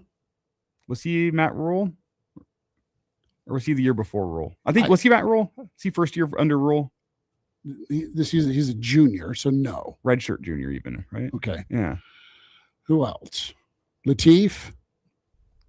I'm just going through names right now, and the point is being made for you of your high school recruiting is they're still the one I can think of in development. Gunnar Gatula was a Matt Rule recruit. And Evans was a Rule. That was Frost. I thought he was that Mickey Joseph year was the recruiting year. And then I think his first year was Matt Rule's first year, but I don't think he was a Rule recruit. I think he was a Rule holdover. So we're talking maybe 5 guys. I'll say Donnie Jones. Okay. Yeah, there's one. Deshaun Singleton was a JUCO guy that he brought in. Mm-hmm. A little different. The development was done partially elsewhere. But it's just tough to find key contributors on each side of the ball. So we are very. That was a guy that was recruited by Rule, developed by Rule, and now is contributing for Rule. we're zooming in on a talent evaluation situation and development. Mm-hmm. Look, you can get a 3-star if you want to go by stars. You can get 3 stars and turn them into 4s and 5s if you know how to develop and coach them up. If all of the players that sign on those NILs or NLIs, all their coaches say the same. You're getting a gem, hardest working guy. I've never had a player like this before. He's right in line with some of the great players we've ever had in our program. Nebraska's getting a good one. The guy's the hardest hitter I've ever coached. Every player has that tagline to him, and they're getting them, and people get excited about it. And I bet most fans probably can't name half the players who have been in the last 3 recruiting classes. Well, let me just list off. We list off the top 5 guys from Matt Rule's first 3 recruiting classes based on recruiting rankings. In his first year, 2023, number 1, Malachi Coleman. Number 2, Prince Will Umam-Yellen. He did great for Ole Miss. Yeah. Number 3, Cam Linhart. Cam's number 4, Jaden Doss. Gone. And then number 5, Riley Van Poppel. To 2024, number 1, Dylan Raiola, a guy that has played a ton for you. Number 2, Carter Nelson. Number 3, Grant Bricks. Number 4, Roger Gradney. Number 5, Preston Tamua. 2025, Dawson Merritt, Cortez Mills, Malcolm Simpson, Christian Jones, Sean Hammerbeck. So I'm excited to see Christian Jones and Malcolm Simpson, assuming they're not in the portal. But it says a lot about what your high school recruiting has been. You've seen the Nelson evaluation, the development. Sparingly play, but the full context of it, got into spring ball late, got hurt last spring.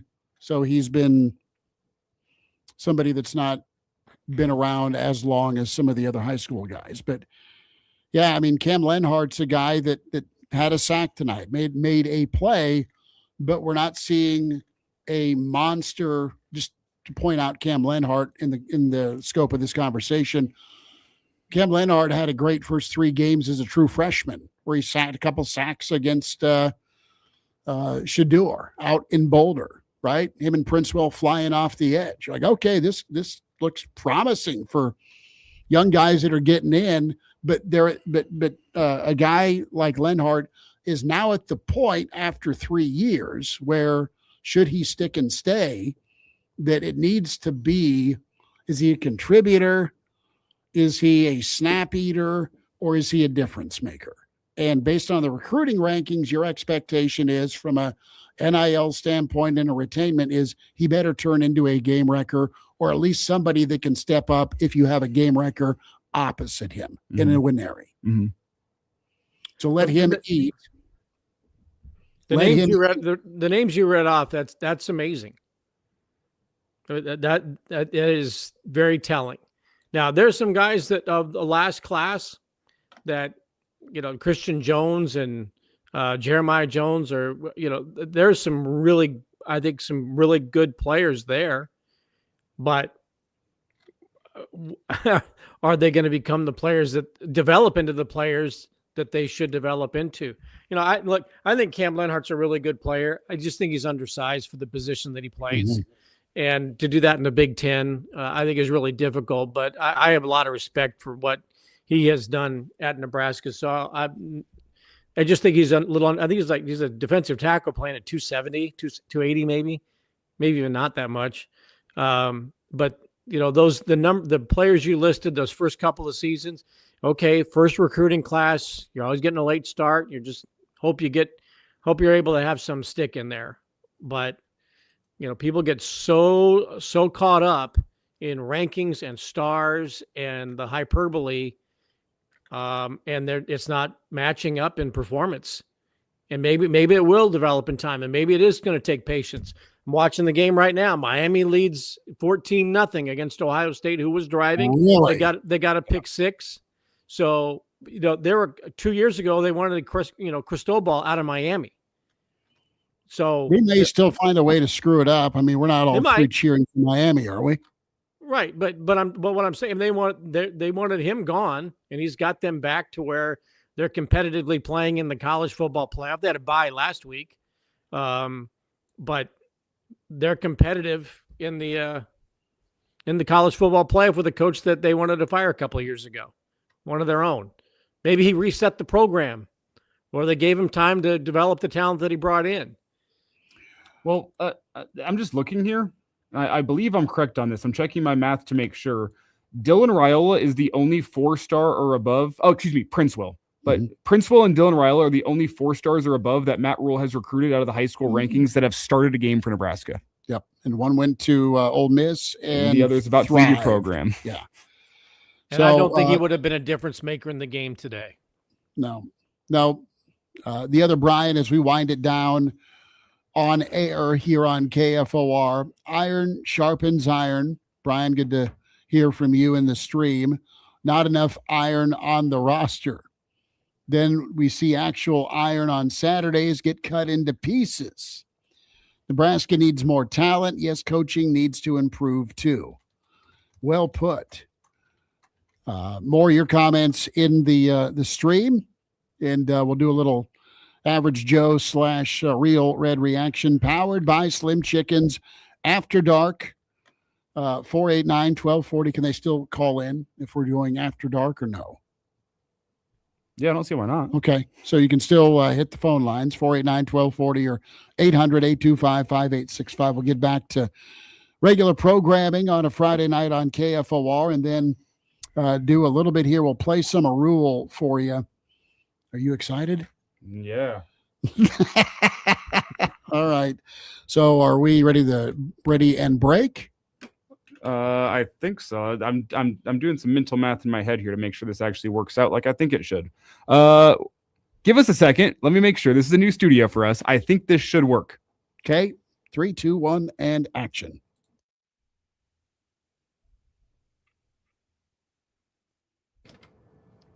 Good. And we continue on. Great. Has this worked? Do you want to check? Do you want to check? Yeah, I'm not hearing me. So that's how the sausage is made by one Elijah Herbal. You guys, if you aren't ready, you don't know how much of a thrill that was right there for me. Uh-oh. Oh, what's that? I think we did a good job. Yeah. We just got to give a lot of credit to Utah come next. Yeah. Well, let me just play it for you. All right. Do this one. All right. First of all, credit to Utah. I thought the number 4, the quarterback, was spectacular. We've seen him all year. We do the drinking game. Where's that? Where's that bottle of Crown you got me? The people, you're not lying. All right, continuing on. Let it be known. Let it be known for the people out there. It is still sealed. It's sealed and full. We have not touched it yet. Well, and I didn't give him a tried bottle. Bill was like, "Well, give me half a used." All right. For everybody, we thought we did a good job for the first 3 quarters, really stopping the run. But unfortunately, a lot of the routes in the passing game, pass defense, they defended us pretty well. Phil Snow stepped in and try to do a really great job for us. He could have stuck with some of the stuff we did all year long. Really got us a kind of a kickstart into being a 4-down quarters team for next year. And so we had some kind of miscommunications at times, or just not quite playing fast enough in the passing game. But I think that we thought that was the best thing for us to do moving forward, was to start really kind of on what Coach Orich wants to do for us as we move forward. Offensively, obviously, we came out, set the tone early. The backs, I thought, did a really nice job, and then just really quite couldn't sustain it. So, special teams-wise, I thought they won there. So, credit to them. They were 4-8 team last year that made the necessary changes to get to, 11, 12-win team, whatever, to 11-win team, I guess. And those are the same things, the changes that we've tried to make so we can get there next year. But they got the best of us today. So, with that, I'll answer your questions. Your offense had 5 straight 3 and outs. Did they make an adjustment? Did you guys fail to adjust, or did you get away from what was working? No, we didn't get away from it. They started zone pressuring us, and you have to just kind of win those plays, and we just didn't quite win enough. And we had some opportunities, but we had a screen that should be out for a touchdown. We just don't quite make a block. We have some plays that are just not quite there. We're just not quite there. We left the pocket sometimes a little too early, so. I just think it was just, we kind of ran in rhythm early. They made some adjustments, and we just, our guys just didn't quite make enough kind of plays. And then the second half, obviously, we moved the ball a couple times, brought it down the field, and just didn't get in the end zone, obviously. How do you assess TJ's play? You touched on it there, but Yeah, I mean, I think in general, I mean, we ran the ball early and had good rhythm. I think there were a couple of times where the pocket, he maybe left the pocket just a little too early. Some other times where, he went for a fourth down and we're open and they, they bat the ball down. So, I thought he protected the ball until that last pick. So I wouldn't say, it was just either way from what I could tell. I'll have to go back and watch the tape to really have a good feel for where he was at and, see the reads. But, they were playing man coverage against us and, pressuring and we just didn't hurt them enough. And so whether that was the plays or the routes, I have to go back and see that. You referred to the defense's lack. I mean, you weren't happy with the effort of the last two regular season games, physicality. How was that today in your mind? I thought we were really physical. I thought we stopped the run for the most part. Like in the first half, I think at one point they had like 60 yards and like 100 rushing, but 150 yards passing. They got out on one naked, and the quarterback just took off. But I mean, these guys are running for 300-400 yards a game against people, and I thought. We were holding up on the inside. Really, was the passing game. We threw for 300 yards against us, and from the very first play, when it was cover two, they get behind us in cover two. That can never happen. It shouldn't happen. Third and 18, scrambling around, and he makes a play. So, but I didn't think it was. I never felt like it was a lack of physicality. I never felt like it was anything. In fact, coming into the game, we were really thinking a lot about the run game, obviously with the way we had played the run during the year, and we were spilling everything, and there wasn't a lot of big explosive runs. So I wasn't concerned with the effort. It was more just the execution. And, some guys got banged up in the game. A lot of guys played in the game, and every dark time there's some silver linings. There's a lot of young players made some plays. Quinn Clark catches a fade down the left sideline. A bunch of young guys on defense played today. It's because we're learning some lessons by fire, but I didn't question the effort at all. Given the number of players you played today and the schematic theme that you're sort of moving toward what Forrest wants to do, did you kind of incur the risk that you knew that there might be some moments that were a little bit off, given that you were doing something new and you were doing it with young guys against a really good team? Yeah, we came into the game knowing that, Sean wasn't going to play and Isaiah wasn't going to play. We were down some guys, but, that's the point of bowl games, right? Is it thrusts you into the next year. Let me just say this. We came to win the game. There's nothing that we didn't want to do to win the game. However, we just felt like the best chance we had was to kind of move into that 4 down and play quarters and play cover 3 and bring a couple pressures. And, if anything, we were like, hey, are we going to have enough? We had to work hard and having enough hats for the run game. And it wasn't like it was play action, like we were sold out to the run. They just dropped back and threw it against us too much. But they had a dynamic quarterback, one of the best players we've seen all year, and he was able to run around and buy time. So, and then you get into the game, right? So we started Justin Rhett, we started Marquise. Justin goes down, so you got to see Jameer Khan in there, you got to see Caleb Benning in there. So, guys have to decide who's going to go in the portal, who's not. But for the most part, a lot of young players that should be back with us got to play a lot. So that is sort of the silver lining of kind of the way that we play. Even though the defensive ends I was working with, I have Cam, I have Will, I have Keona, and I have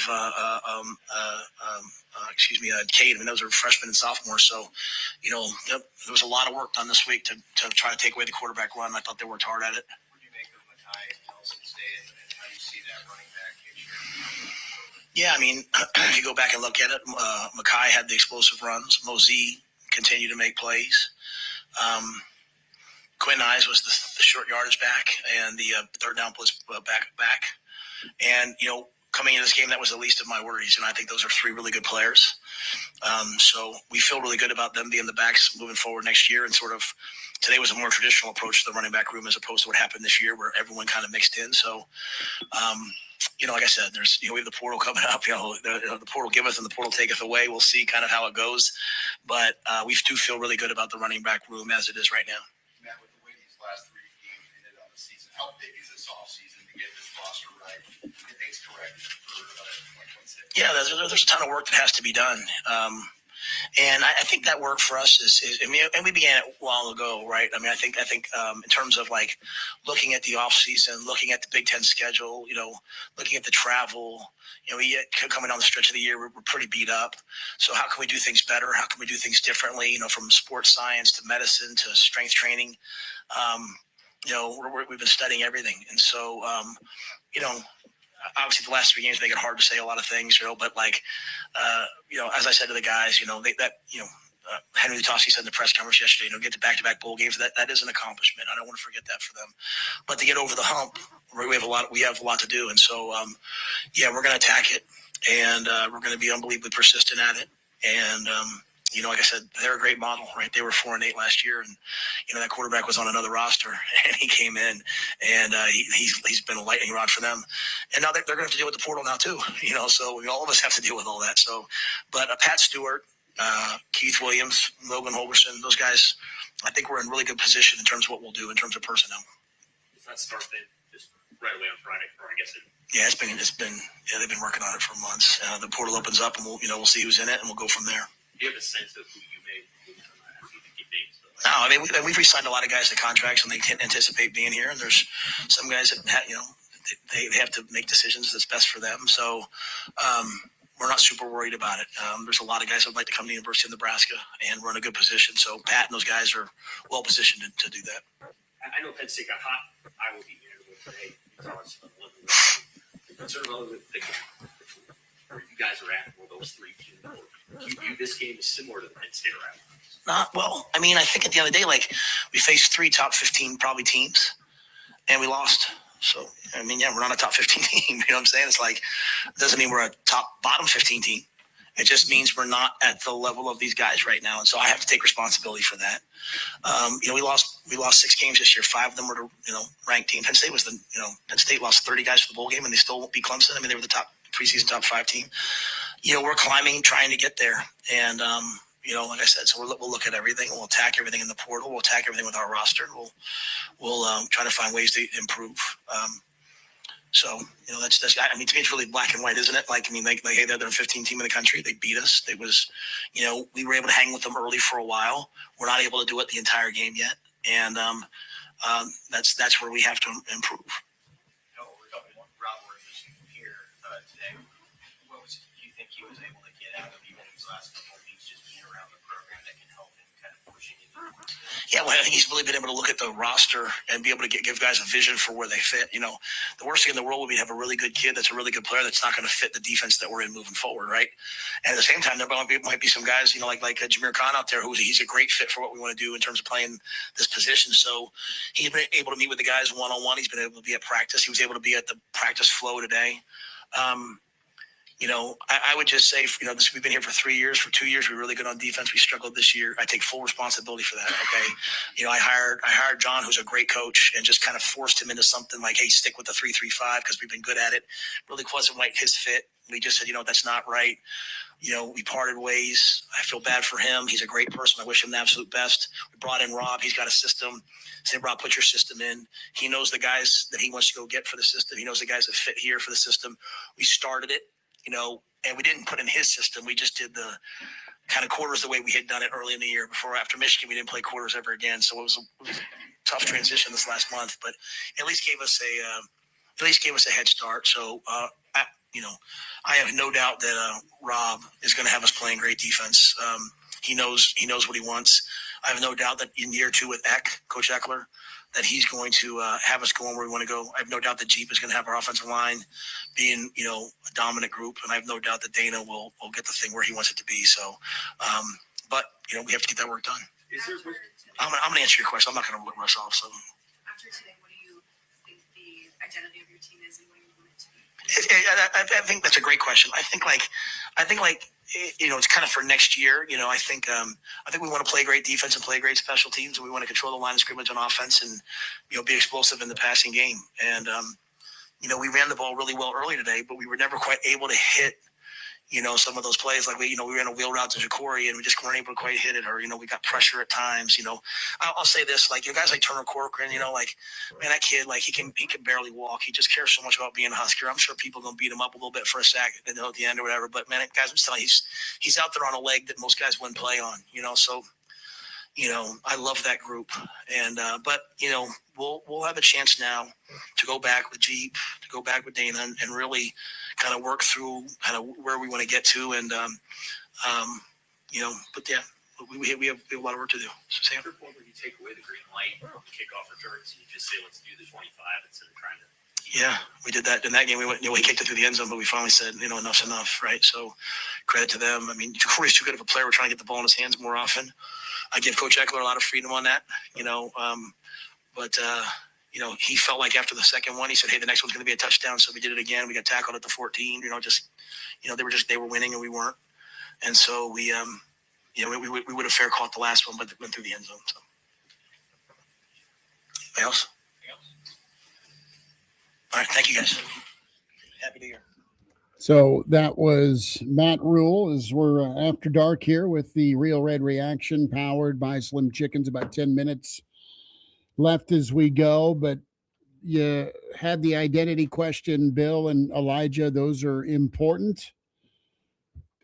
And explosive passing is what the offensive identity wants to be. And, that's well and good, but he did say you want to be dominant on the line of scrimmage. Presumably that would be run game, but it wasn't said run game. But defense, special teams, sign me up for both of those, right? Well, you want to be dominant along the lines of scrimmage, but he also says he's playing a guy with a debilitating leg injury at right tackle, and which shows me you don't have proper development behind the scenes of your guys who aren't on your starting line. Too loyal to a guy who's probably trying to go John Wayne in his sixth and final game. Probably a combination of both. Probably a combination. We've seen backups on the offensive line in the Minnesota game a little bit today. They're clearly not developing behind the scenes like they should, or as quickly. Mm-hmm. I mean, that felt to me like 10 minutes of word salad, though. That the Corcoran thing is puzzling. If this was, as I said in the pregame show, this reminded me of spring ball. That you had 15 practices in 3 weeks. You actually had a game that you had to play, and you were going to see a lot of play. There were a lot of names on the back of jerseys. I'm like, well, I haven't seen that one all year. So they did play a lot of people, got a lot of looks at a lot of people. But, and God bless Turner Corcoran. He's been through a whole hell of a lot. And if he's out there one-legged and he's playing his final game as a Husker after 6 years, let him play a little bit. But let's see somebody out there at one of those tackle spots, and let's see what that young, developing player is doing in your program, and maybe two of them. And if Turner Corcoran gets 20 snaps and, pun intended, legs it out, great. But let's see somebody's development. But he said I think he said we have a lot of work to do. Okay, that's resetting. Okay, we're making a whole lot out of that reset, rebuild, tweak type thing from 3-4 weeks ago. Whenever he said that, we got a lot of work to do. Yeah, you do. I think there were times when we were watching two different games. We hung with them.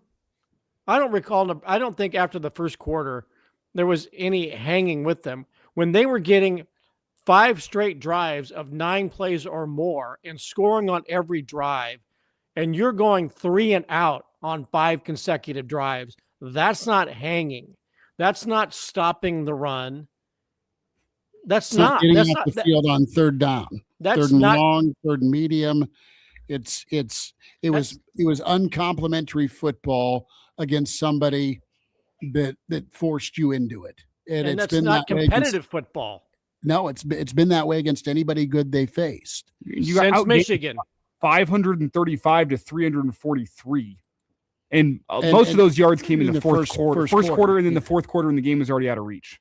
Yeah. Right. So your second and third quarters have enough lipstick on them where you outscored your opponents, but you got owned. You got absolutely owned 9 times out of 10, second and third quarter. So when someone makes an adjustment on you, you have no recourse offensively or defensively. Defense can't stop anybody. Offense, God forbid, goes 3 and out once, but then it turns into 5 in a row. Meanwhile, somebody's on a heater, scoring 4 out of 5 possessions, touchdowns, not field goals, and then they slip in a field goal on you. I mean, it's incredible. It's absolutely incredible that You don't have an answer. And it comes down to that gap, right? That gap of anybody with any physicality and a conscience of what they want to do on offense. Minnesota, USC, Iowa, Penn State, Utah. They're going to run the football, then they're going to hit you with some play action where they've got a mobile quarterback that is a difference maker, and you don't have an answer. Well, and that Utah team you're seeing this year is what you thought Nebraska would be playing like by year 3. Yeah. Developed solid along the lines of scrimmage, a dual threat quarterback that uses his legs to open up things with his arm, can beat you through the air, a defense that flies around.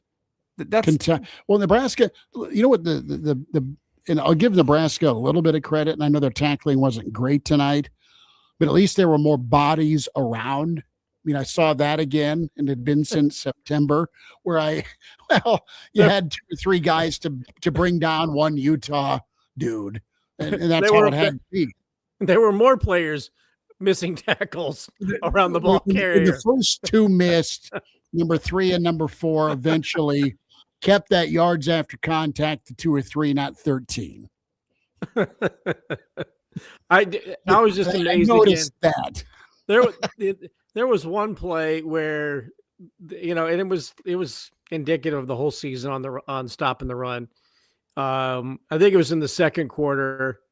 The contact was made 4 or 5 yards downfield, and then the back twists and turns and picks up 8 as he's delivering a blow.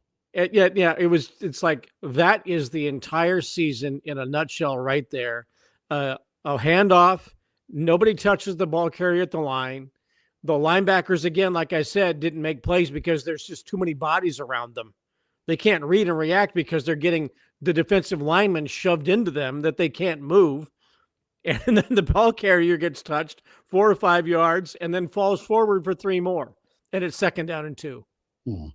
And so I just don't know why it is that this team gets, there's no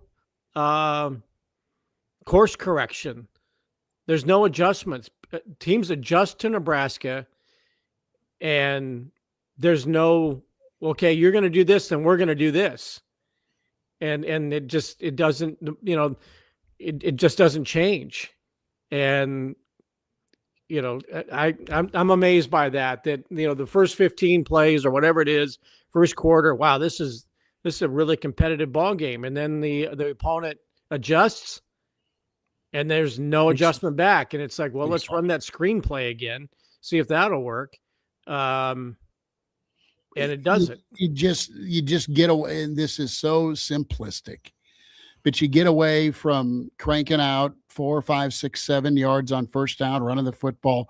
Eventually you feel compelled to slip in a pass, and ultimately it's not completed. And then you're off schedule and it's time to kick and the defense can't get a stop, and then you're not able to respond offensively, and it's just a vicious cycle. I thought part of that was also Utah did a good job responding and making adjustments to Nebraska's rushing attack. Which is fine. They got some. Eventually, the faucet got shut off, and it was no longer 2nd and 3. Mm-hmm. It turned into 2nd and 8, 2nd and 9, 2nd and 10, and you're punting the football. Fellas, in a word, tonight's game or the season as a whole. Let's go season. Can I just say one thing real quick before we do that? Yeah. I wept openly when Nebraska lined up in the traditional I formation. Okay. I just want to say that I look like the dude at the end of the Don't Pollute commercial where I just had that one little tear just wept down when I saw Nebraska line up in the eye. The guy on the poster that Ralph Cifaretto tried to shake down.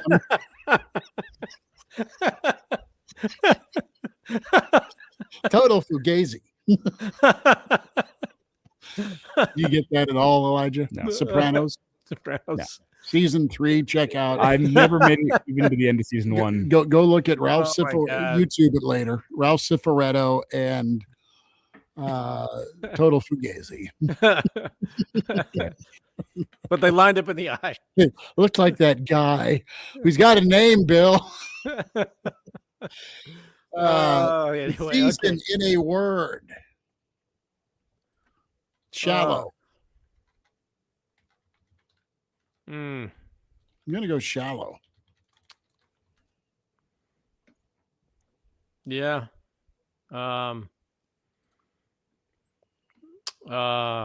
Total fluff and very little substance. So I'm going to go shallow. Okay, it's a two meaning with my word, buried. Because it's what I want to do. Thinking back on this Husker football season is bury it in the memory, and also this Husker team got buried by any good team that they played. Mm-hmm. Buried. That's the word. Okay. It's just so many. Happy New Year. On to basketball season. Hey, Average Joe's back at it Friday afternoon at 4 for Nebraska, Michigan State. Fired up for that. Phrase of the season. Thank God for Fred. Yeah. I still can't think of a word that just I got two, and it goes back to what I said after Akron, Houston Christian, and a little bit of Michigan, and it's fool's gold. Yeah, it's a fool's gold season. Highlight of the year: Kansas City, Cincinnati, August. Boom. And one and done. And I mean, we were talking about how great that defense was looking. That was top passing defense in the country.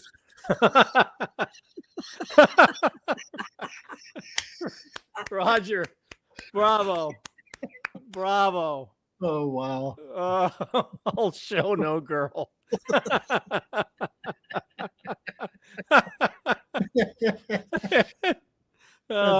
Bad sumo. Bad sumo. Yeah.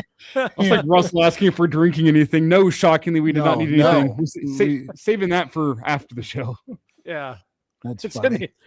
I know it's in the other room. I know exactly where it is. Another round. Mine's sitting in front of me. Christmas gift from Schmitty. Still sealed. So he thinks. NFL, not for long. Yeah, Did you drink it and fill it back with water like a high schooler? I would have brought you vodka if I was going to do that to you. Oh, you got me some goose, Schmidt. All right. Yeah, have fun with that about midnight tonight. Is this shrink wrap on the top?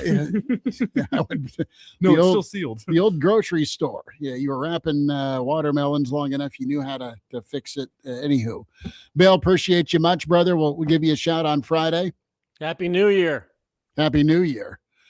Lodge, appreciate you, brother. Good to do this. And thanks to all of you Joes and KFOR listeners. Season again of Real Red Reaction powered by Slim Chickens. Thanks to Hooksy and crew, 14th and Pine Lake, 84th at Old Shady. Oh. Soon to be 84th and Adams. In Miami's driving again up 14-0. This is nuts. I got to get somewhere to watch this. But pretty crazy. And you know what? Thank you, Nebraska. I got out of New Year's Eve dinner. So there we go.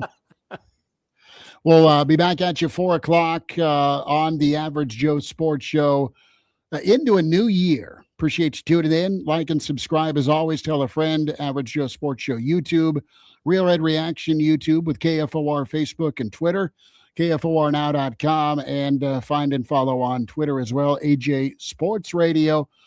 Game Dog, Bruce, Captain, Cherry Bomb, so many of you. Black Hills Brennan. He texted me during the third quarter and said, just start the reaction show now. I said, no, I'm at the bar. I'm not leaving right now. Good to see Uncle Mitch. Russell, thank you. Roger, good stuff as always. And Brian, as well as Kobe and Fong Wei and many of you. Ed Foley, thanks for checking in again. Bruce, good to have you. Talk back at you Friday at 4 with the Average Joe Sports Show. Thanks for tuning in to Real Red Reaction.